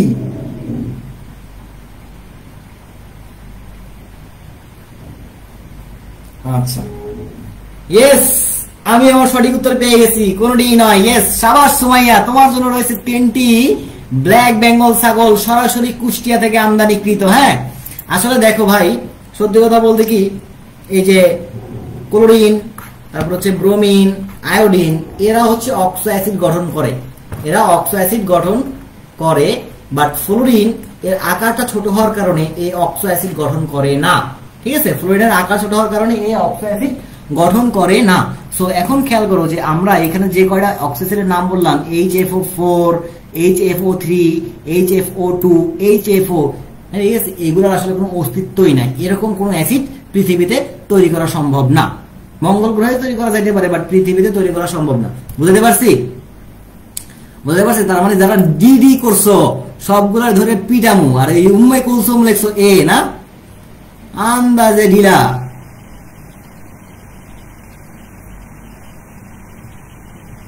ওকে, আচ্ছা, তারপরে প্রশ্নে আমরা চলে যাই। তারপরে প্রশ্ন বলছে কি পিএইচ বলতে কি বোঝায়? ভাই এরা আমি সলভ করতে পারবো না, এটা তোমরা নিজেরা সলভ করে নাও। তারপরে প্রশ্ন বলছে কি নিচের কোন দ্রবণের পিএইচ সবচেয়ে বেশি? নিচের কোন দ্রবণের পিএইচ সবচেয়ে বেশি? আচ্ছা, ফার্স্ট অফ অল দেখো, অপশন এ এবং অপশন সি আমরা ইজিলি বাদ দিতে পারি, কারণ দেখো এটা একটা অ্যাসিড এবং একটা লবণ। তো লবণের পিএইচ কত হবে? লবণের কি পিএইচ হয়? লবণের কি পিএইচ হয়? কারণ পিএইচ নির্ণয়ের জন্য কি লাগে? Minus log of H plus অথবা ওএইচ মাইনাস লাগে, তাই না? দেখো তো লবণে কি এইচ প্লাস ওএইচ মাইনাস কিছু আছে? কিছুই নেই, তার মানে এটার কোনো পিএইচ পাওয়াই সম্ভব না। HCl এটা অ্যাসিড, অ্যাসিডের পিএইচ কম হবে। তাহলে দেখো তো বাকি থাকলো কি? Sodium hydroxide. তার মানে এই দুজনের ভিতর থেকে যে কোনো একজনের পিএইচটা কি হবে? বেশি হবে। এখন দেখো এটার ঘনমাত্রা 0.1 আর এটার ঘনমাত্রা 0.01, কার ঘনমাত্রা বেশি? এই যে এইটার ঘনমাত্রা বেশি, এইটার ঘনমাত্রা যেহেতু বেশি, সো আমরা এটাকে একদম চোখ বুঝে বলতে পারি যে এর পিএইচটা কি হবে? বেশি হবে। ক্লিয়ার? তারপরে প্রশ্ন, ভাই পিএইচ স্কেলের সীমা কত? নিজেরা সলভ করে নাও, পারবো না আমি সলভ করে দিতে। হ্যাঁ, নিজেরা সলভ করে নাও। তারপরে নিচের কোনটি শক্তিশালী জারক? খুবই গুরুত্বপূর্ণ প্রশ্ন, মনে রাখবা, যাহাই অ্যাসিড তাহাই জারক। ম্যাক্সিমাম অ্যাসিড জারক পদার্থ হিসাবে কাজ করে। কি বললাম? ম্যাক্সিমাম অ্যাসিড জারক পদার্থ হিসাবে কাজ করে। ম্যাক্সিমাম অ্যাসিড কি হিসাবে কাজ করে? জারক পদার্থ হিসাবে কাজ করে। এখন যে অ্যাসিডের তীব্রতা যত বেশি, তার জারণ ক্ষমতা বা জারক হওয়ার ক্ষমতাটাও তত বেশি। কি বলছি? যে অ্যাসিডের তীব্রতা যত বেশি, তার জারক হওয়ার ক্ষমতাও তত বেশি। কথা বুঝতে পারছো? এখন দেখো তো, এই যে চারটা অপশন দেওয়া আছে, এই চারটা অপশনের ভিতর কোনটা তীব্র হবে? দেখো এইখানে ক্লোরিনের জারণ মান কত আসতেছে? +7 আসতেছে, তার মানে এটা তীব্র অ্যাসিড, তাহলে এটাই কি হবে? শক্তিশালী জারক হবে। সিম্পল, বুঝতে পেরেছো? তারপরে নিচের কোনটি সবচেয়ে শক্তিশালী ক্ষারক? এবার খেয়াল করো, যার যে অ্যাসিডের তীব্রতা কম, যে অ্যাসিডের কি তীব্রতাটা কম, যে অ্যাসিডের তীব্রতা কম, সেই অ্যাসিডের ক্ষার ধর্মই তো বেশি, নাকি?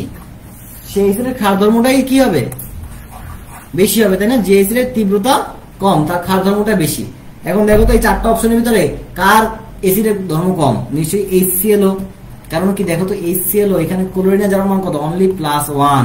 বাদ বাকি সবগুলোতে খেয়াল করো, এখানে ক্লোরিনের জারণ মান পাবা তুমি +5, এখানে ক্লোরিনের জারণ মান পাবা +3, এখানে ক্লোরিনের জারণ মান পাবা +7, তাই না?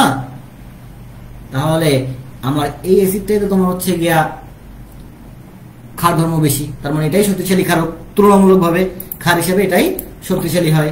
বুঝতে পারছো? ক্লিয়ার? ক্লিয়ার?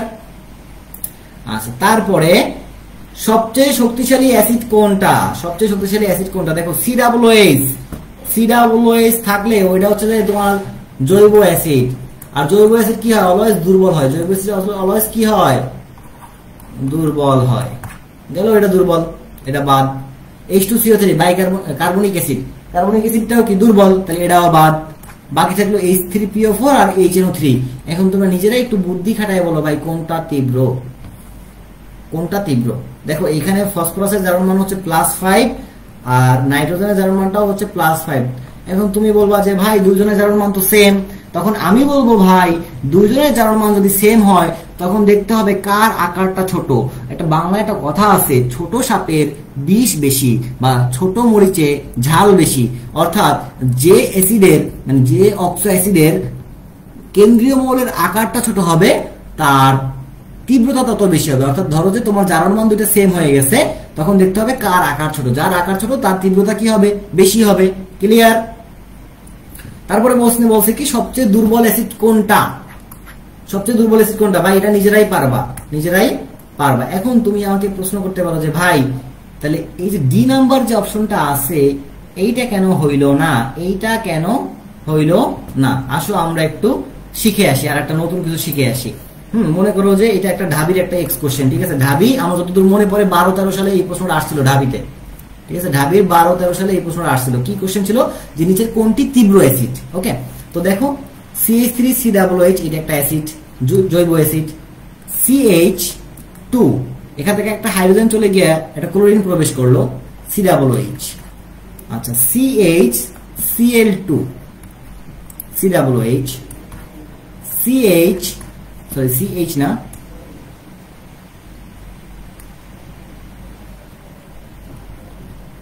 CCl3 COOH। ওকে, খেয়াল করো এখন এই চারজনের ভিতরে কোথায় ক্লোরিনের সংখ্যা বেশি? মনে রাখবা জৈব অ্যাসিডে ক্লোরিনের সংখ্যা বা ব্রোমিনের সংখ্যা যত বেশি হবে, জৈব অ্যাসিডে ক্লোরিনের সংখ্যা বা ব্রোমিনের সংখ্যা যত বেশি হবে তত বেশি তীব্র হবে। তাহলে দেখো তো সবচেয়ে বেশি ক্লোরিনের সংখ্যা কোথায় আছে? সবচেয়ে বেশি ক্লোরিনের সংখ্যা আছে এইখানে, তাই না? তাহলে এটার তীব্রতাটা কি হবে? বেশি হবে। তারপরে এইটার তীব্রতা আর একটু কম হবে, তার চেয়ে এইটার তীব্রতা আর একটু কম হবে, তার চেয়ে কম হবে কি এইটা।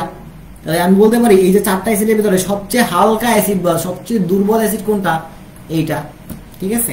এখন আমাদের প্রশ্নে কি বলছে দেখো তো, আমাদের প্রশ্নে বলছে কোনটা সবচেয়ে দুর্বল অ্যাসিড। তো H3PO4 তো তীব্র অ্যাসিড, ঠিক আছে? এবার দেখো HCOOH মিথানোয়িক অ্যাসিড, আর এটা হচ্ছে ইথানোয়িক অ্যাসিড। মনে রাখবা যে জৈব অ্যাসিডের ক্ষেত্রে কার্বন সংখ্যা যত বাড়বে অ্যাসিড তত দুর্বল হবে। কার্বন সংখ্যা যত বাড়বে অ্যাসিড তত কি হবে? দুর্বল হবে। তাহলে দেখো এই দুইজন ভিতরে মানে সি এবং বি, এই দুজনের ভিতরে বি হচ্ছে দুর্বল অ্যাসিড।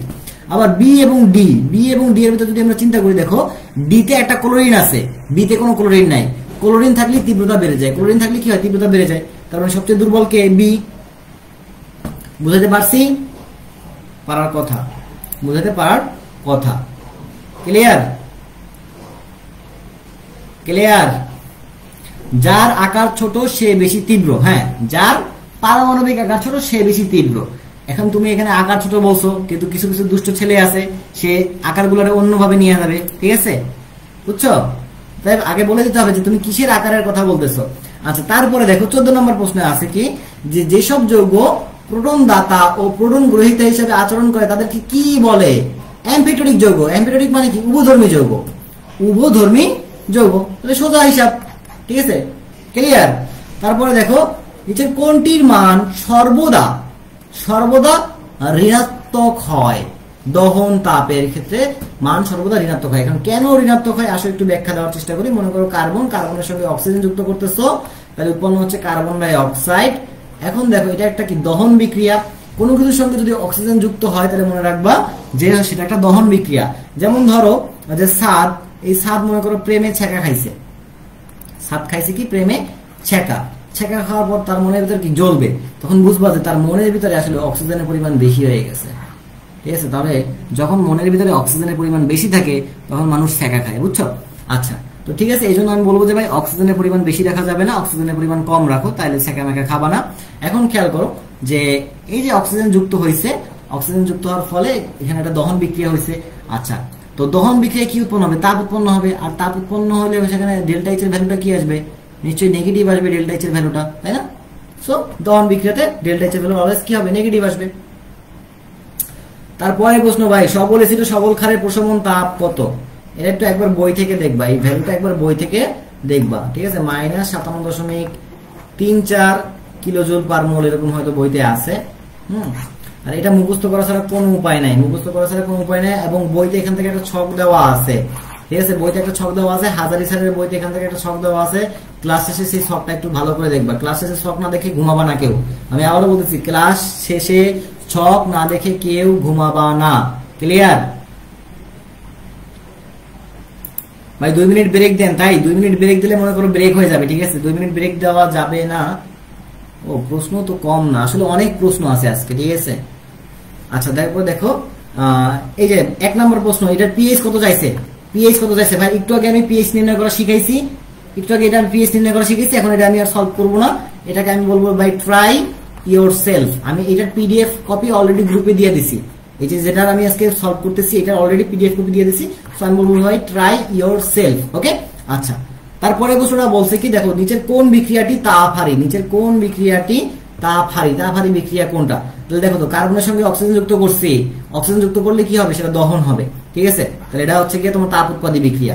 হাইড্রোজেনের সঙ্গে অক্সিজেন যুক্ত করছি, তাহলে এটাও কি তাপ উৎপাদী বিক্রিয়া, ঠিক আছে? নাইট্রোজেনের সঙ্গে হাইড্রোজেন যুক্ত করতেছি, NH3 উৎপন্ন হচ্ছে, এখানেও তাপ উৎপাদী বিক্রিয়া, কারণ এখানে ডেল্টা এইচ এর ভ্যালু -92 কিলোজুল পার মোল।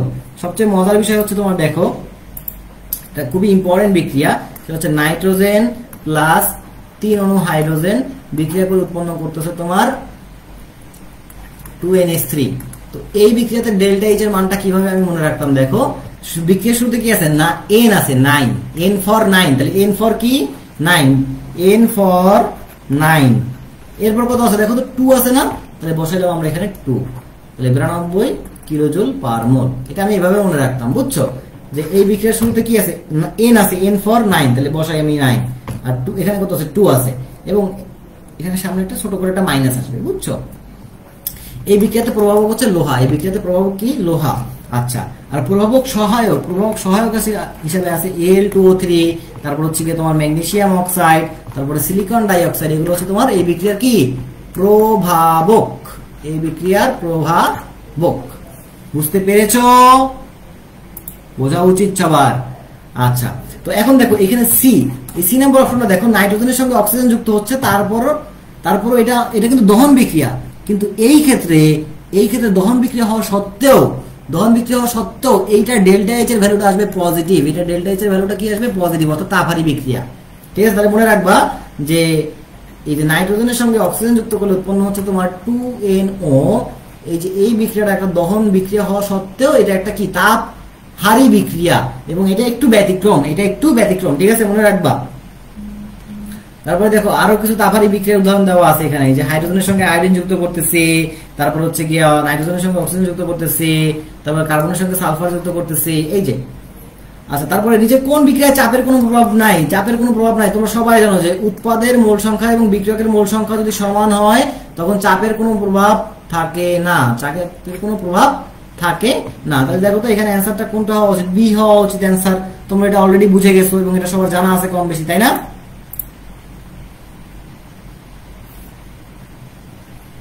ভাই ব্রেক দিলে হবে কি বুঝছো? তোমরা একটা মজার ভিতরে আসছো। এই লেখালেখি সব পিডিএফটা দিমু, খোদার কসম দিমু, বিশ্বাস কর দিমু, আজকেই দিমু খোদার কসম। আচ্ছা, 4 নাম্বার কি বলছে দেখো তো, সুক্রোজ আর গ্লুকোজ। সুক্রোজ থেকে গ্লুকোজ এবং ফ্রুক্টোজ উৎপন্ন হচ্ছে, তাহলে এই বিক্রিয়ায় প্রভাবক হিসাবে কোনটা কাজ করে? ভাই প্রভাবকের একটা ছক আছে, হাজারি নাকসারের বইতে প্রভাবকের একটা ছক আছে, এইটা অবশ্যই দেখে আসবা। মানে এটা না দেখে কেউ আজকে রাত্রে ঘুমাবা না। যদি আজকে রাত্রে ঘুমো তাহলে রাত্রেবেলা দেখবো যে একটা ভয়ঙ্কর স্বপ্ন দেখছো। কি ভয়ঙ্কর স্বপ্ন? একটা দৈত্য আসবে, দৈত্য এসে তোমাকে বিয়ে করে নিয়ে চলে যাবে। আর ছেলেরা কি দেখবা? ছেলেরা দেখবে একটা ডাইনি আসবে, ডাইনি এসে তোমাকে বিয়ে করে নিয়ে চলে যাবে। তারপর যখন কিস করতে যাবো দেখবো দাঁতগুলো হলুদ, ভালো লাগবে না তখন কিস করতে। ওকে, আচ্ছা এবার দেখো এইখানে যে ছকটা দেওয়া আছে না, এই ছকটা একটু দেখবা, ঠিক আছে? আচ্ছা, তারপরে দেখো 5 নাম্বার প্রশ্নে কি বলছে, সার কারখানায় অ্যামোনিয়া প্লান্টে ব্যবহৃত অ্যামোনিয়া গ্যাস হতে তৈরিতে কি পরিমাণ তাপ প্রয়োগ করতে হয়? মানে একটা সহজ জিনিসটাই খুব ঘুরে পেঁচায় দিছে, মানে এতটা ঘুরে পেঁচায় না দিলেও চলতো। অ্যামোনিয়া প্লান্টে হেবারবাস পদ্ধতি মানে কি? নাইট্রোজেন তার সঙ্গে 3 মোল হাইড্রোজেন যুক্ত করলে উৎপন্ন হয় NH3 অ্যামোনিয়া, 2 মোল অ্যামোনিয়া উৎপন্ন হয়। এই ক্ষেত্রে ডেল্টা এইচ এর ভ্যালু কত? Delta H equal to -92 kilojoule per mole. তাহলে কোনটা হবে অ্যান্সার? দেখো তো -92 কই আছে? -92 নাই, তার মানে অ্যান্সার হচ্ছে ব্ল্যাঙ্ক। অ্যান্সার ব্ল্যাঙ্ক, -92 নাই, অ্যান্সার ব্ল্যাঙ্ক। ক্লিয়ার?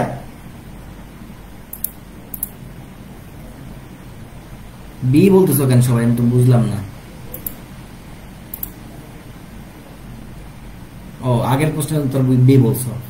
আচ্ছা, তারপর দেখো যে একটি অ্যাসিড দ্রবণে হাইড্রোনিয়াম আয়ন, মানে হাইড্রোনিয়াম বলতে বোঝাচ্ছে H3O+ অথবা H+, একই কথা। H+ কেও হাইড্রোনিয়াম আয়ন বলা হয় আর H3O+ কেও হাইড্রোনিয়াম আয়ন বলা হয়। তাহলে আয়নের সংখ্যা হ্রাস পেলে দ্রবণটির কি হবে, পিএইচটা বাড়বে, পিএইচ বেড়ে যাবে। অর্থাৎ দেখো H+ এর ঘনমাত্রা যত বাড়ে পিএইচ এর মান তত কমে, পিএইচ এর মান কমলে কি হয়, অ্যাসিডটা তত তীব্র হয়। তার মানে দেখো H+ বাড়লে অ্যাসিডটা কি হবে, তীব্র হবে, আর পিএইচ এর মানটা তত কি হবে, কমবে, মানে জিরোর দিকে যাবে। আর যদি H+ এর পরিমাণটা যদি কমে যায়, H+ এর পরিমাণ কমে গেলে পিএইচ কি হবে, বেড়ে যাবে। পিএইচ বেড়ে যাওয়া মানে কি, অ্যাসিডটা তত কি হবে, আস্তে আস্তে দুর্বল হবে। তাহলে একটি অ্যাসিড দ্রবণে হাইড্রোনিয়াম আয়নের সংখ্যা বৃদ্ধি পেলে দ্রবণটির পিএইচটা কি হবে, বৃদ্ধি পাবে, সিম্পল। তাহলে 7 নম্বর প্রশ্ন দেখো, PCl5, এই প্রশ্ন একটু আগে আমরা সলভ করে আসছি, যে কেপি এবং কেসি এর গাণিতিক সম্পর্ক কোনটি। বলবো যে ট্রাই ইয়োর সেলফ। আচ্ছা, দেখো এটা খুবই গুরুত্বপূর্ণ প্রশ্ন আছে। প্রশ্নটা কি, পিএইচ 7 বিশিষ্ট পানির সঙ্গে, মানে বিশিষ্ট বিশুদ্ধ পানির 99 মিলিলিটারের সাথে 0.1 মোলার HCl দ্রবণের 1 মিলিলিটার যোগ করলে অম্লীয় দ্রবণের পিএইচ কত। বাপ রে বাপ, আসো আমরা একটু চিত্র দিয়ে বোঝার চেষ্টা করি এই প্রশ্নটা। চিত্রটা আমি এখানেই আঁকি। তাহলে মনে করো যে হচ্ছে গিয়ে আমাদের কাছে একটা পাত্র আছে, একটা গ্লাস বা একটা বিকার আছে। এই বিকারে আমাদের 99 মিলিলিটার পানি আছে। কতখানি পানি আছে, 99 মিলিলিটার, যার পিএইচ কত, 7, অর্থাৎ পুরা বিশুদ্ধ পানি, ডিস্টিল ওয়াটার। আর ডিস্টিল ওয়াটার মানে অনেকে মনে করতে পারো প্রস্রাব, আসলে প্রস্রাব না, আসলে ডিস্টিল ওয়াটার। হ্যাঁ, তো এই ডিস্টিল ওয়াটার আছে। এখন এইটার ভিতরে আমরা কি করলাম, এইটার ভিতরে আমরা 0.1 মোলার HCl যুক্ত করলাম। কতখানি যুক্ত করলাম, 0.1 মোলার HCl। তাহলে এখন অম্লীয় দ্রবণের পিএইচ কত হবে। এখন খেয়াল করো যে এই দ্রবণের যে পিএইচটা হবে, সেই পিএইচটা কি এই 7 জন্য হবে নাকি এই 0.1 মোলারের জন্য হবে? নিশ্চয়ই 0.1 মোলারের জন্য হবে। কথা বুঝতে পারছো? কারণ এটা তো পিএইচ 7, এটার জন্য আসলে আমাদের কোনো ইফেক্ট পড়বে না। ঠিক আছে, এই যে 99 মিলিলিটার পানি আছে, এটার জন্য আমাদের কোনো ইফেক্ট পড়বে না। আমাদের পিএইচ অ্যাকচুয়ালি ডিপেন্ড করবে কিসের উপরে, এই যে অ্যাসিডের যে ঘনমাত্রা দেওয়া আছে সেটার উপরে। হ্যাঁ, ইফেক্ট পড়তো যদি এখানে পিএইচ 7 না দিয়ে মনে করো যদি পিএইচ বলা থাকতো 6.3, মানে 7 কম, বা 6.9ও যদি বলতো, সেক্ষেত্রেও এইখানে এই 99 মিলিলিটার একটা ইফেক্ট পড়তো। কিন্তু এখানে বলে দেওয়া আছে পিএইচ 7, অর্থাৎ একদম সরাসরি বিশুদ্ধ পানি, তার মানে এর কোনো পিএইচ এর ইফেক্ট থাকবে না। ঠিক আছে, তাহলে 0.1 মোলারের জন্যই পিএইচ এর আমরা একটা ইফেক্ট পাবো। তাহলে এখন দেখো 0.1 মোলারের জন্য আমরা পিএইচটা বের করব, এবং এই পিএইচ নির্ণয় করে আমি তোমাদেরকে শিখাই দিছি যে পিএইচ ইকুয়াল টু দশমিকের পরে কয়টা সংখ্যা আছে দেখো তো, 0.1 একটা ঘর আছে, তাহলে 1 মাইনাস লগ 1, আলটিমেটলি কত হবে, 1 হবে অ্যান্সার। তো সঠিক আছে কত, 1। ক্লিয়ার?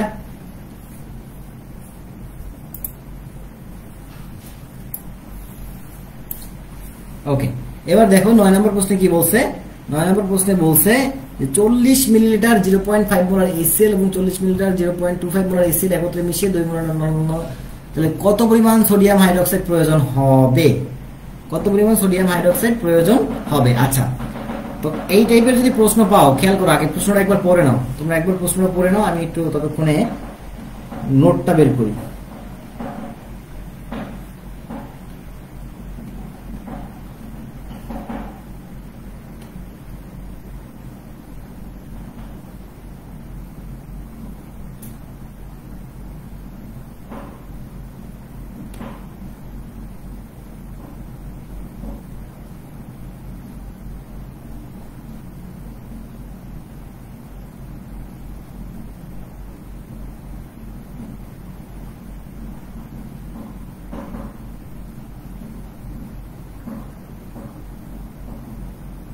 আশা করি প্রশ্ন পড়া হয়ে গেছে। ওকে, এবার আমরা সলভে চলে যাই। দেখো, তো এই টাইপের প্রশ্ন যদি তোমরা পাও, তোমরা সরাসরি একটা সূত্র মনে রাখবা যে V1S1E1 ইকুয়াল V2S2E2। ঠিক আছে, এখন একটা হবে অ্যাসিডের জন্য, একটা হবে ক্ষারের জন্য। কথা বুঝতে পারছো? এখন অ্যাসিড যদি দুইটা থাকে, অ্যাসিড যদি 2টা থাকে বা 3টা থাকে ততগুলো তোমরা হচ্ছে গিয়া তোমার হচ্ছে মনে করো যে V3 S3 E3 এটা যোগ করবা। যদি ক্ষার 2টা থাকে তাহলে এখানে V4 S4 E4 যোগ করবা। ঠিক আছে, কথা বুঝতে পারছো? মানে তোমার কথা হচ্ছে সোজা সূত্র হচ্ছে তোমার V1 S1 E1 equal to V2 S2 E2। এখন একটা হবে অ্যাসিডের জন্য, একটা সাইড হচ্ছে অ্যাসিডের জন্য, আর একটা সাইড কিসের জন্য? ক্ষারের জন্য। কথাটা বুঝো কিন্তু। তাহলে অ্যাসিড যদি 2টা থাকে তাহলে V1 S1 কয়টা নেওয়া লাগবে? নিশ্চয়ই 2টা নেওয়া লাগবে। তাহলে এখানে মনে করো যে নতুন করে V3 S3 E3 এটা জাস্ট কি করে দেব? যোগ করে দেব। কথা বুঝতে পারছো? এটা জাস্ট কি করে দেব? যোগ করে দেব। ক্লিয়ার? আচ্ছা, তো এই যে সূত্র, এই সূত্র অনুসারে তোমরা করবা। এখানে ই দ্বারা কি বোঝাচ্ছে? অনেকের মনে কোশ্চেন হচ্ছে ই দ্বারা কি বোঝায়? ই দ্বারা বোঝায় তুল্য সংখ্যা। এখন অনেকেই বলবা যে ভাই তুল্য সংখ্যা কেমনে বের করে? এইটা তো আমি জানি না, কেমনে করুন? তাইলে ভাই আসলে তুল্য সংখ্যা নির্ণয় করা খুবই সোজা। একটা অ্যাসিডে মনে রাখবা, একটা অ্যাসিডে যতগুলো H+ থাকবে, একটা অ্যাসিডে যত H+ থাকবে সেইটাই তার তুল্য সংখ্যা। তাহলে এই সেলের কথা চিন্তা করো, এই সেলে H+ আছে কয়টা? একটা। তাহলে এটা তো এটা তুল্য সংখ্যা কত? 1। H2SO4 এখানে হাইড্রোজেন আছে কয়টা? 2টা। তাহলে এটা তুল্য সংখ্যা হচ্ছে 2। আবার ক্ষারের ক্ষেত্রে বেস, ক্ষারের ক্ষেত্রে মনে রাখবা যে যতগুলো OH- থাকবে সেটাই তার তুল্য সংখ্যা। ক্ষারের ক্ষেত্রে কি বললাম? যতগুলো OH- থাকবে সেটাই তার তুল্য সংখ্যা। এখন দেখো একটা ক্ষার হচ্ছে ধরো সোডিয়াম হাইড্রোক্সাইড, এখন এখানে OH- কয়টা? একটা। তাহলে তার তুল্য সংখ্যা কত হবে? 1 হবে। আবার মনে করো আমি বললাম কি বেরিলিয়াম হাইড্রোক্সাইড, এখন দেখো এখানে তুল্য OH কয়টা? 2টা। তাহলে তুল্য সংখ্যা কত হবে? 2। ঠিক আছে, আচ্ছা ক্লিয়ার। এবার তোমরা কি করবা? দেখো এবার তোমরা এই যে সমাধানটা দেওয়া আছে এই সমাধানটা একবার দেখো, এই যে সমাধানটা একবার দেখো তাইলেই বুঝতে পারবা। ঠিক আছে, সমাধানটা একবার দেখো তাইলেই বুঝতে পারবা। ঠিক আছে, তারপরে বাসায় বসে ট্রাই ইয়োরসেলফ, ট্রাই ইয়োরসেলফ, এটা পারবা।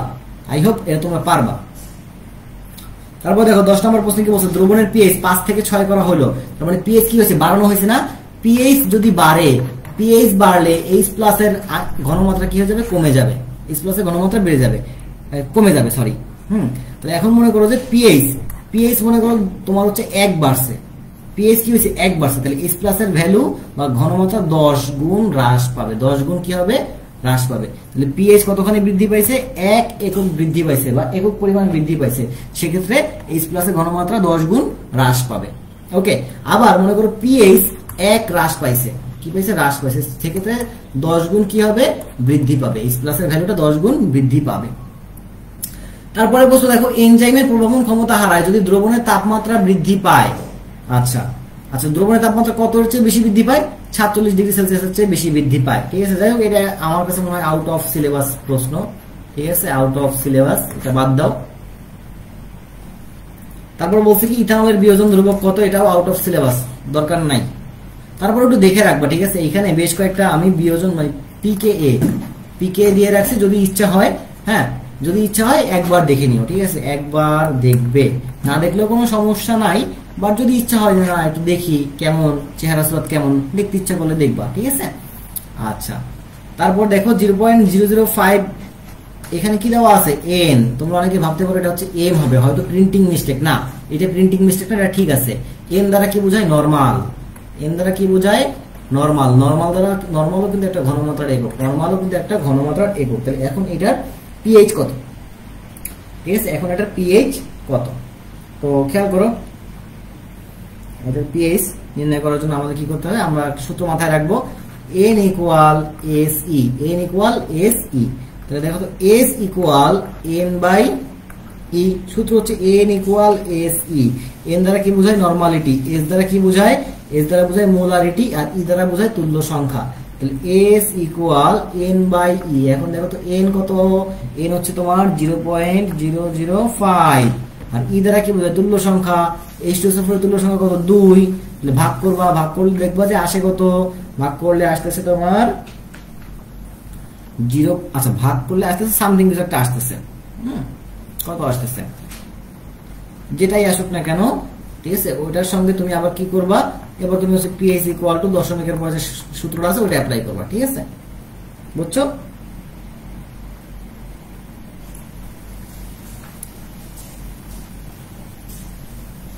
আচ্ছা, এবার খুবই বিগ একটা কোশ্চেন আমাদের সামনে এসে হাজির। যদি কোনো দ্রবণের OH- এর ঘনমাত্রা এত হয়, কারা কারা ক্লাস আছে দেখি তো, কয়জন আছে ক্লাসে আগে সেটা দেখি তো। মাত্র 16 জন, বাদ বাকি সবগুলোর কোমর ব্যথা হয়ে গেছে অলরেডি। হ্যাঁ,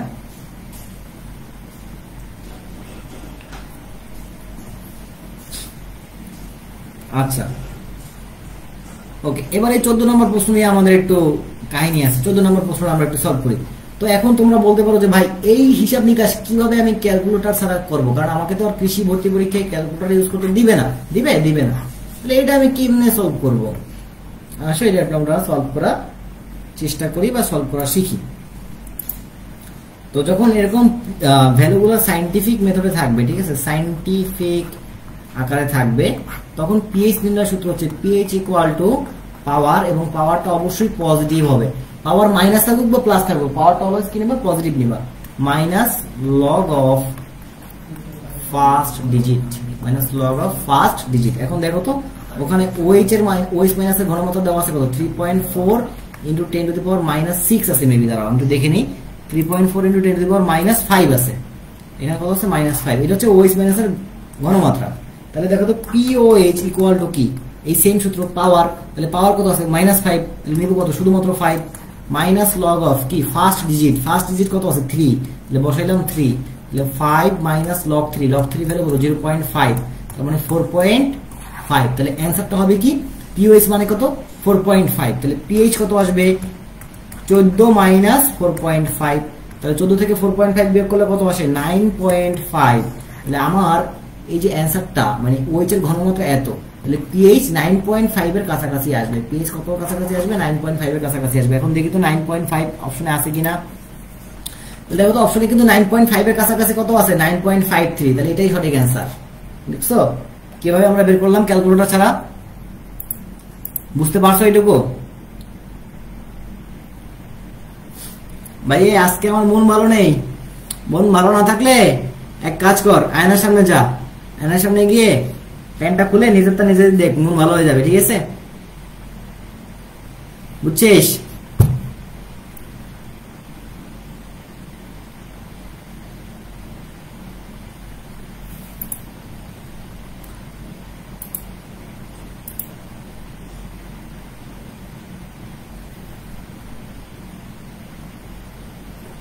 ক্লিয়ার? মন ভালো করার ওষুধ পেয়ে গেছো?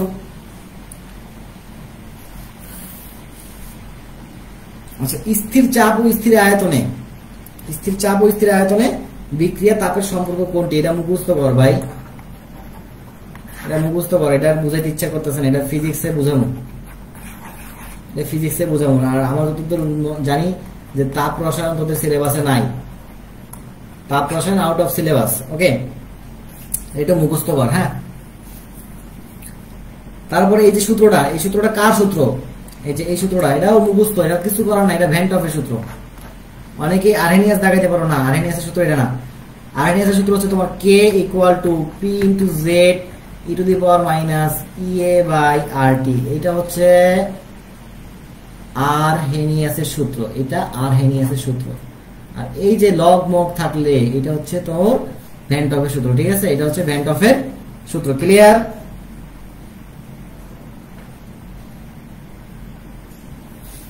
তারপরে 17 নম্বর প্রশ্নে কি বলছে? যে এই বিক্রিয়ায় তাপমাত্রা বৃদ্ধি করলে কি ঘটে? এই যে বিক্রিয়াটা দেওয়া আছে, এই বিক্রিয়াটা কি বিক্রিয়া? একটু নিজেরা চিন্তা করে বলো তো, এই বিক্রিয়াটা কোন বিক্রিয়া? এই বিক্রিয়াটা নিশ্চয়ই একটা তাপ উৎপাদী বিক্রিয়া, তাই না?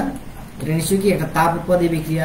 এখন মনে রাখবা, তাপ উৎপাদী বিক্রিয়ায় তুমি যদি তাপমাত্রা বৃদ্ধি করো, তাপ উৎপাদী বিক্রিয়ায় তুমি যদি তাপমাত্রা বৃদ্ধি করো, তাহলে বিক্রিয়া পিছনের দিকে আসবে। বিক্রিয়া কোথায় আসবে? পিছনের দিকে। বিক্রিয়া পিছনের দিকে আসা মানে কি?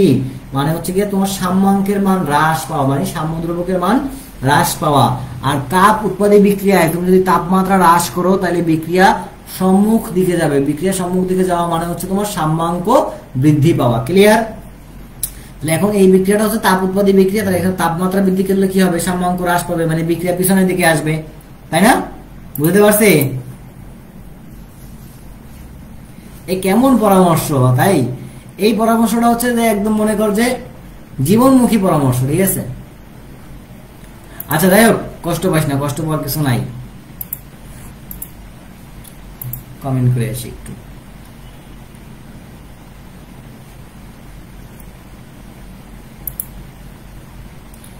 ওকে, এবার লা শ্যাটেলিয়া, দেখো লা শ্যাটেলিয়া বলছে কি, লা শ্যাটেলিয়া বলছে যে সাম্য বিনষ্টকারী উপসর্গগুলো কি কি।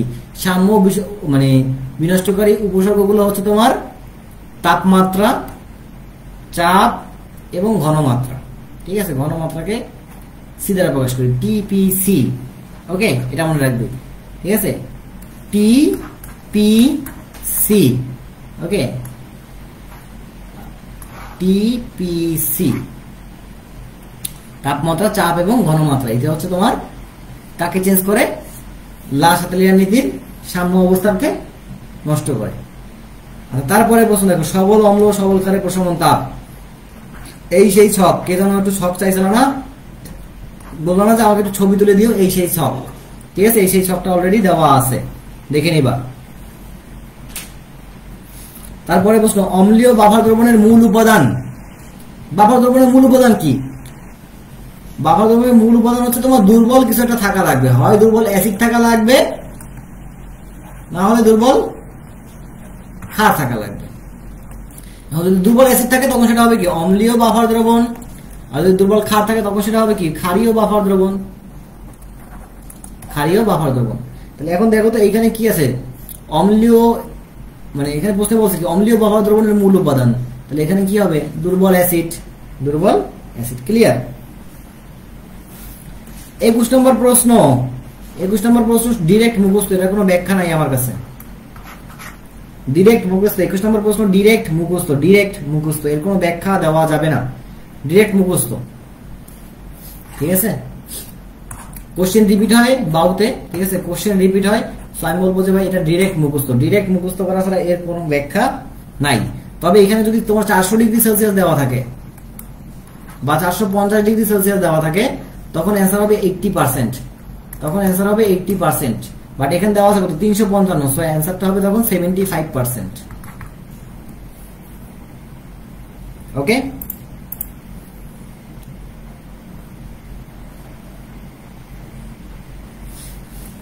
স্লোগানটা কি হতে পারে, তাই স্লোগানটা আমার ইনবক্স করেছে, আমি ইনবক্সে বলে দেবো, কারণ পাবলিক প্লেসে স্লোগান বলা যাবে না, তাহলে মান সম্মান শেষ। ওকে, 22 নম্বর প্রশ্ন, এই টাইপের ম্যাথ করার দরকার নাই। 22 নম্বর প্রশ্ন, এই টাইপের ম্যাথ করার কোনো দরকার নাই, কোনো দরকার নাই।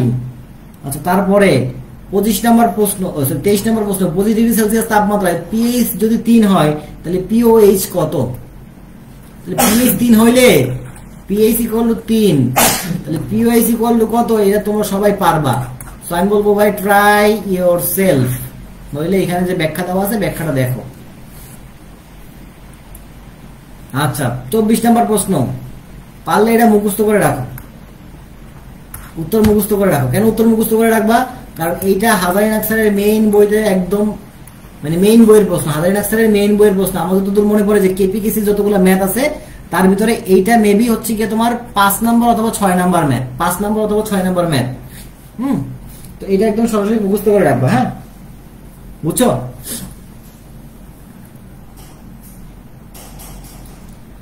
তারপরে 25 নম্বর প্রশ্ন, নিচের কোনটি সঠিক? অপশন এ, যে বিক্রিয়ায় সক্রিয়ণ শক্তি বেশি তার গতির হার বেশি, যে বিক্রিয়ায় সক্রিয়ণ শক্তি কম তার গতির হার কম, যে বিক্রিয়ায় সক্রিয়ণ শক্তি কম তার গতির হার কম। কি বললো? কোনটিই নয়। আচ্ছা, তো মনে রাখবা যে বিক্রিয়ার গতির হার বা বিক্রিয়ার হার আর ব্যস্তানুপাতিক ইএ, জাস্ট এটা মাথায় রাখবা যে বিক্রিয়ার হার ব্যস্তানুপাতিক সক্রিয়ণ শক্তি, মানে বিক্রিয়ার হার যত বাড়বে সক্রিয়ণ শক্তি তত কি হবে, কমবে। বিক্রিয়ার হার যত বাড়বে সক্রিয়ণ শক্তি তত কমবে। আবার বিক্রিয়ার হার যত কমবে, বিক্রিয়ার হার যত কমবে সক্রিয়ণ শক্তি তত বাড়বে। এখন তোমার কাছে জিনিসটা মুখস্থ মনে হচ্ছে যে ভাই খালি মুখস্থ করাচ্ছে, মুখস্থ করাচ্ছে, মুখস্থ করাচ্ছে, এত মুখস্থ করতে ভালো লাগে না। ঠিক আছে, মনে করো তোমার এত মুখস্থ করতে ভালো লাগতেছে না, তাইলে এখন এই মুখস্থ থেকে পরিত্রাণ পাওয়ার একটা উপায় কি, আমরা এই জিনিসটাকে একটু বোঝার চেষ্টা করি। ঠিক আছে, আমরা একটু বোঝার চেষ্টা করি। আমি বলবো একটু মনোযোগ দাও, জিনিসটা ভালো লাগবে। হ্যাঁ, মনে করো যে বাজারে একটা ফোন আছে, সেটা হচ্ছে আইফোন। ঠিক আছে, এটা হচ্ছে আইফোন।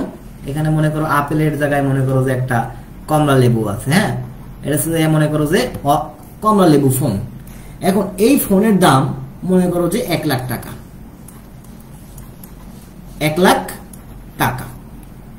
এটা হচ্ছে সাধারণ মানুষ, মনে করো এটা হচ্ছে আমি মাহিন ভাই তোমাদের।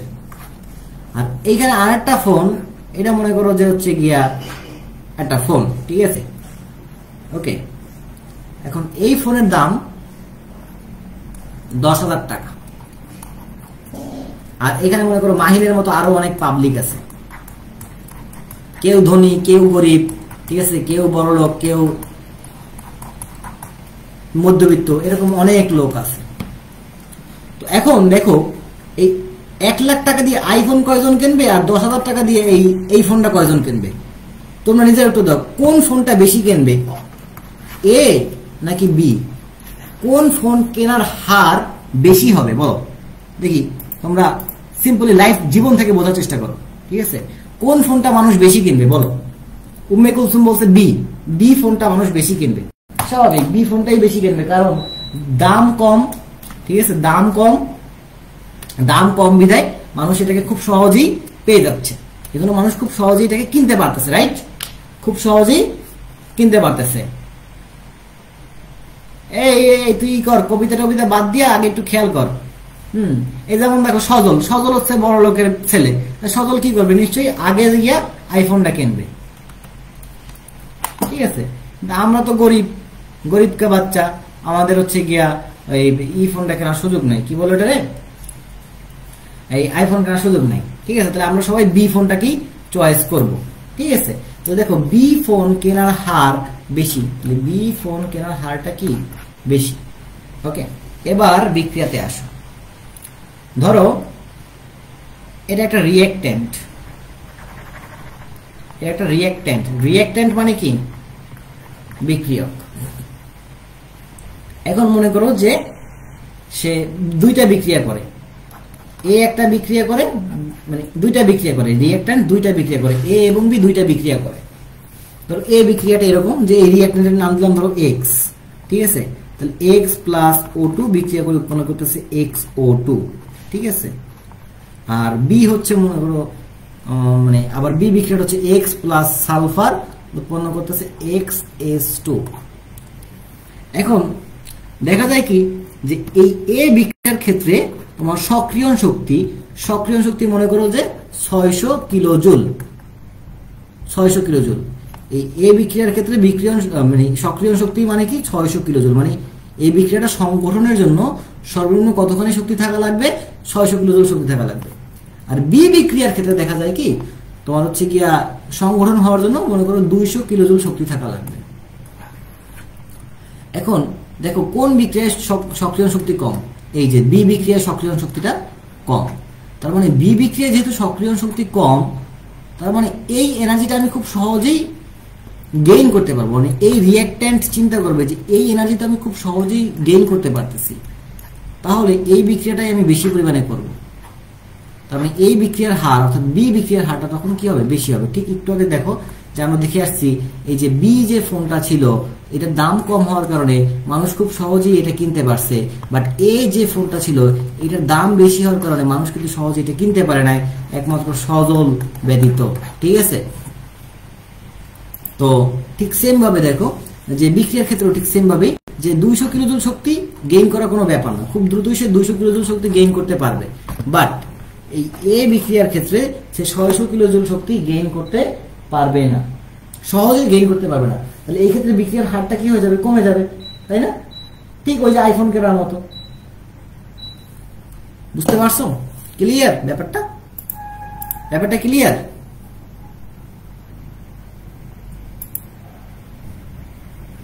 না, এটা ভুল করলি, সেলিং এ আইফোন টপে নাই, এখন সেলিং এ টপে আছে শাওমি, কারণ আমি শাওমি ইউজার, আমি যেটা ইউজ করবো ওটাই বেশি সেল হবে, বুঝলি?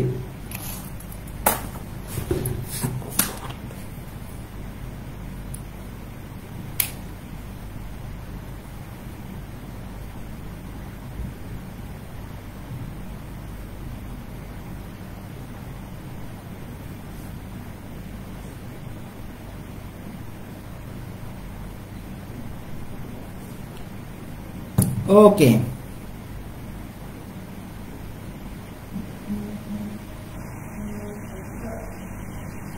রে বাপরে, জোহা ভাইয়ের উপস্থিতি হয়ে গেল।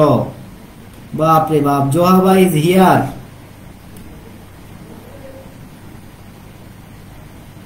ভাই একটা কবিতা শুনুন প্লিজ। জোহা ভাই, আমি যদি কবিতা বলি তালি পরে কিন্তু আপনার গার্লফ্রেন্ড আর থাকবে না।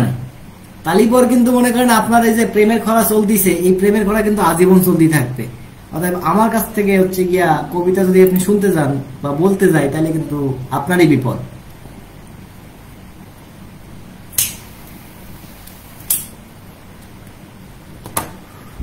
ওকে, আমরা নেক্সট কোশ্চেনে চলে যাই।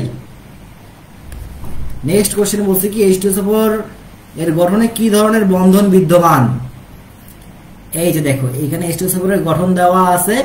তো এইখানে যতগুলো বন্ধন আছে সবগুলাই তোমার হচ্ছে গিয়া সমযোজী বন্ধন, ঠিক আছে। এবং দুইটা বন্ধন আছে সন্নিবেশ সমযোজী বন্ধন। মানে জিনিসটা হচ্ছে এরকম যে oxygen hydrogen sulphur, oxygen hydrogen, এই এই এই অক্সিজেন, এই অক্সিজেন। তাহলে দেখো এখন এইখানে এই একটা বন্ধন সমযোজী বন্ধন, সরি সন্নিবেশ সমযোজী বন্ধন, এই একটা বন্ধন সন্নিবেশ সমযোজী বন্ধন, আর বাদ বাকিগুলো সব সমযোজী বন্ধন, ঠিক আছে। তার মানে H2SO4 কোন কোন বন্ধন থাকা সম্ভব? সন্নিবেশ সমযোজী বন্ধন এবং সমযোজী বন্ধন থাকা সম্ভব।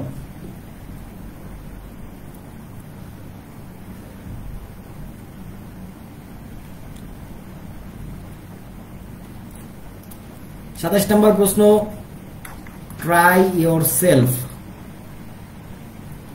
ঠিক আছে, ট্রাই ইয়োর সেলফ। এই বিক্রিয়াটা কি নামে পরিচিত? একটু আগে বলছিলাম এই বিক্রিয়াটা কোন নামে পরিচিত? K = P × Z e⁻ EA/RT। এই বিক্রিয়াটা হচ্ছে গিয়া তোমার আরহেনিয়াসের সমীকরণ, বলছিলাম একটু আগে। আচ্ছা, হেন্ডারসন সমীকরণ প্রতিষ্ঠা করা যায় কিভাবে? হেন্ডারসন সমীকরণ প্রতিষ্ঠা করা যায় অম্লীয় ক্ষারে উভয় রূপে। কারণ দেখো, ক্ষারের জন্য আমরা একটা সূত্র পাই আর অম্লের জন্য একটা সূত্র পাই। সবাই এই সূত্রগুলো পড়ে কিন্তু ইন্টারমিডিয়েটে ম্যাথ করছো। সো হেন্ডারসন সমীকরণ দুইভাবে প্রতিষ্ঠা করা যায়। কথা বুঝতে পারছো? ক্ষারীয় এবং অম্লীয় উভয় ভাবে। সো অ্যানসার হচ্ছে অম্লীয় এবং ক্ষারীয় উভয় রূপে। ক্লিয়ার? সিম্পল কোশ্চেন ভাই, এগুলো মানে জাস্ট তুমি যদি একটু মন থেকে চিন্তা করো তাইলেই পারবা। তারপরে দেখো, হেবার-বস পদ্ধতিতে অ্যামোনিয়া উৎপাদনের জন্য কোনটি সত্য নয়? তাহলে অ্যামোনিয়া যদি আমরা উৎপাদন করতে যাই, নাইট্রোজেনের সঙ্গে হাইড্রোজেন যুক্ত করতে হবে, ফলে উৎপন্ন হবে অ্যামোনিয়া। বিক্রিয়াটা কি? একটা তাপ উৎপাদী বিক্রিয়া, তাই না? কারণ ΔH এর মান কত? -92 কিলোজুল। যেহেতু তাপ উৎপাদী বিক্রিয়া, তাপ উৎপাদী বিক্রিয়ায় কি হয় কাহিনী? তাপমাত্রা যদি আমরা বৃদ্ধি করি, তাপমাত্রা বৃদ্ধি করলে উৎপাদ হ্রাস পায়। তাপমাত্রা যদি আমরা হ্রাস করি, তাপমাত্রা হ্রাস করলে উৎপাদ বৃদ্ধি পায়, ঠিক আছে। তাহলে এখন দেখো, সি নাম্বার অপশনে কি বলছে? তাপমাত্রা বৃদ্ধি করলে অ্যামোনিয়া উৎপাদন বৃদ্ধি পায় না, এটা সঠিক না। তাপমাত্রা বৃদ্ধি করলে অ্যামোনিয়া উৎপাদন কি হবে? হ্রাস পাবে। তাহলে এটা হচ্ছে কি? সত্য নয়, মানে মিথ্যা। সো অ্যান্সারটা হচ্ছে সি।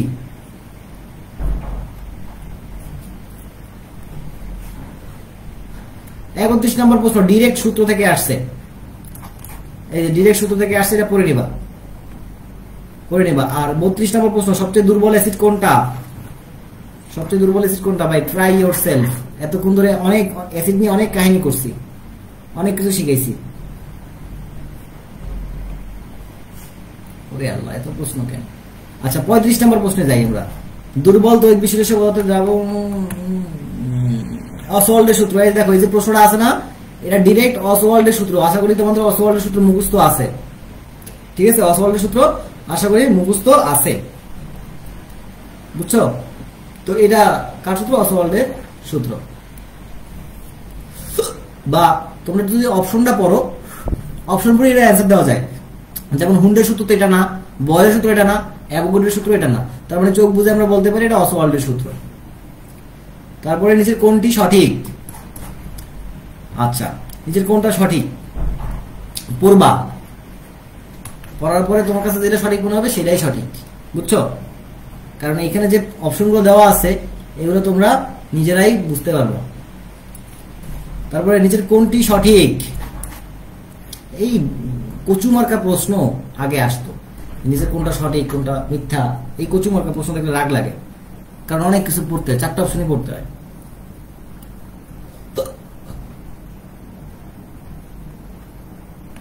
তো দ্রাবকের ক্ষারতা বৃদ্ধি পেলে ক্ষারকের শক্তি বৃদ্ধি পায় এবং ক্ষারক হ্রাস পেলে ক্ষারকের শক্তি হ্রাস পায়। এটাই সঠিক, এটাই সঠিক। মুখস্থ করে নেবে, এটাই সঠিক। মুখস্থ করে নেবে, এটাই সঠিক। তাহলে এটাই সঠিক। ঠিক আছে, ক্লিয়ার? এ হচ্ছে আজকের ক্লাস।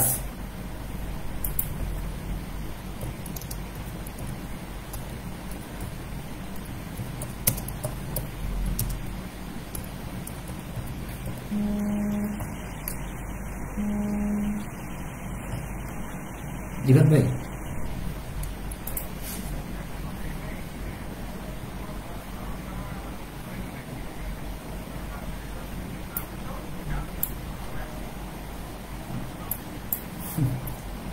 সমস্যা নেই ভাই, আমি সলিউশন কোথাও পাই নাই ভাই। কারণ কি, ওই আপনার চিটাগাংয়ের প্রশ্ন তো আসলে বাহিরে দেয় নাই, বুঝছেন? এই জন্য সলিউশনটা আসলে পাওয়াটা একটু ডিফিকাল্ট, বুঝছেন?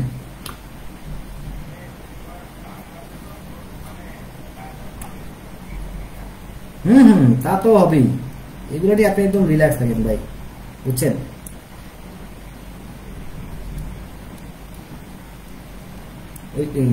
জিএসটিতে ওইখানে ছিল আপনার 19।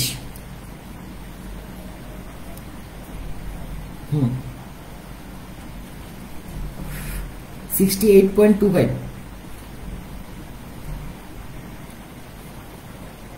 25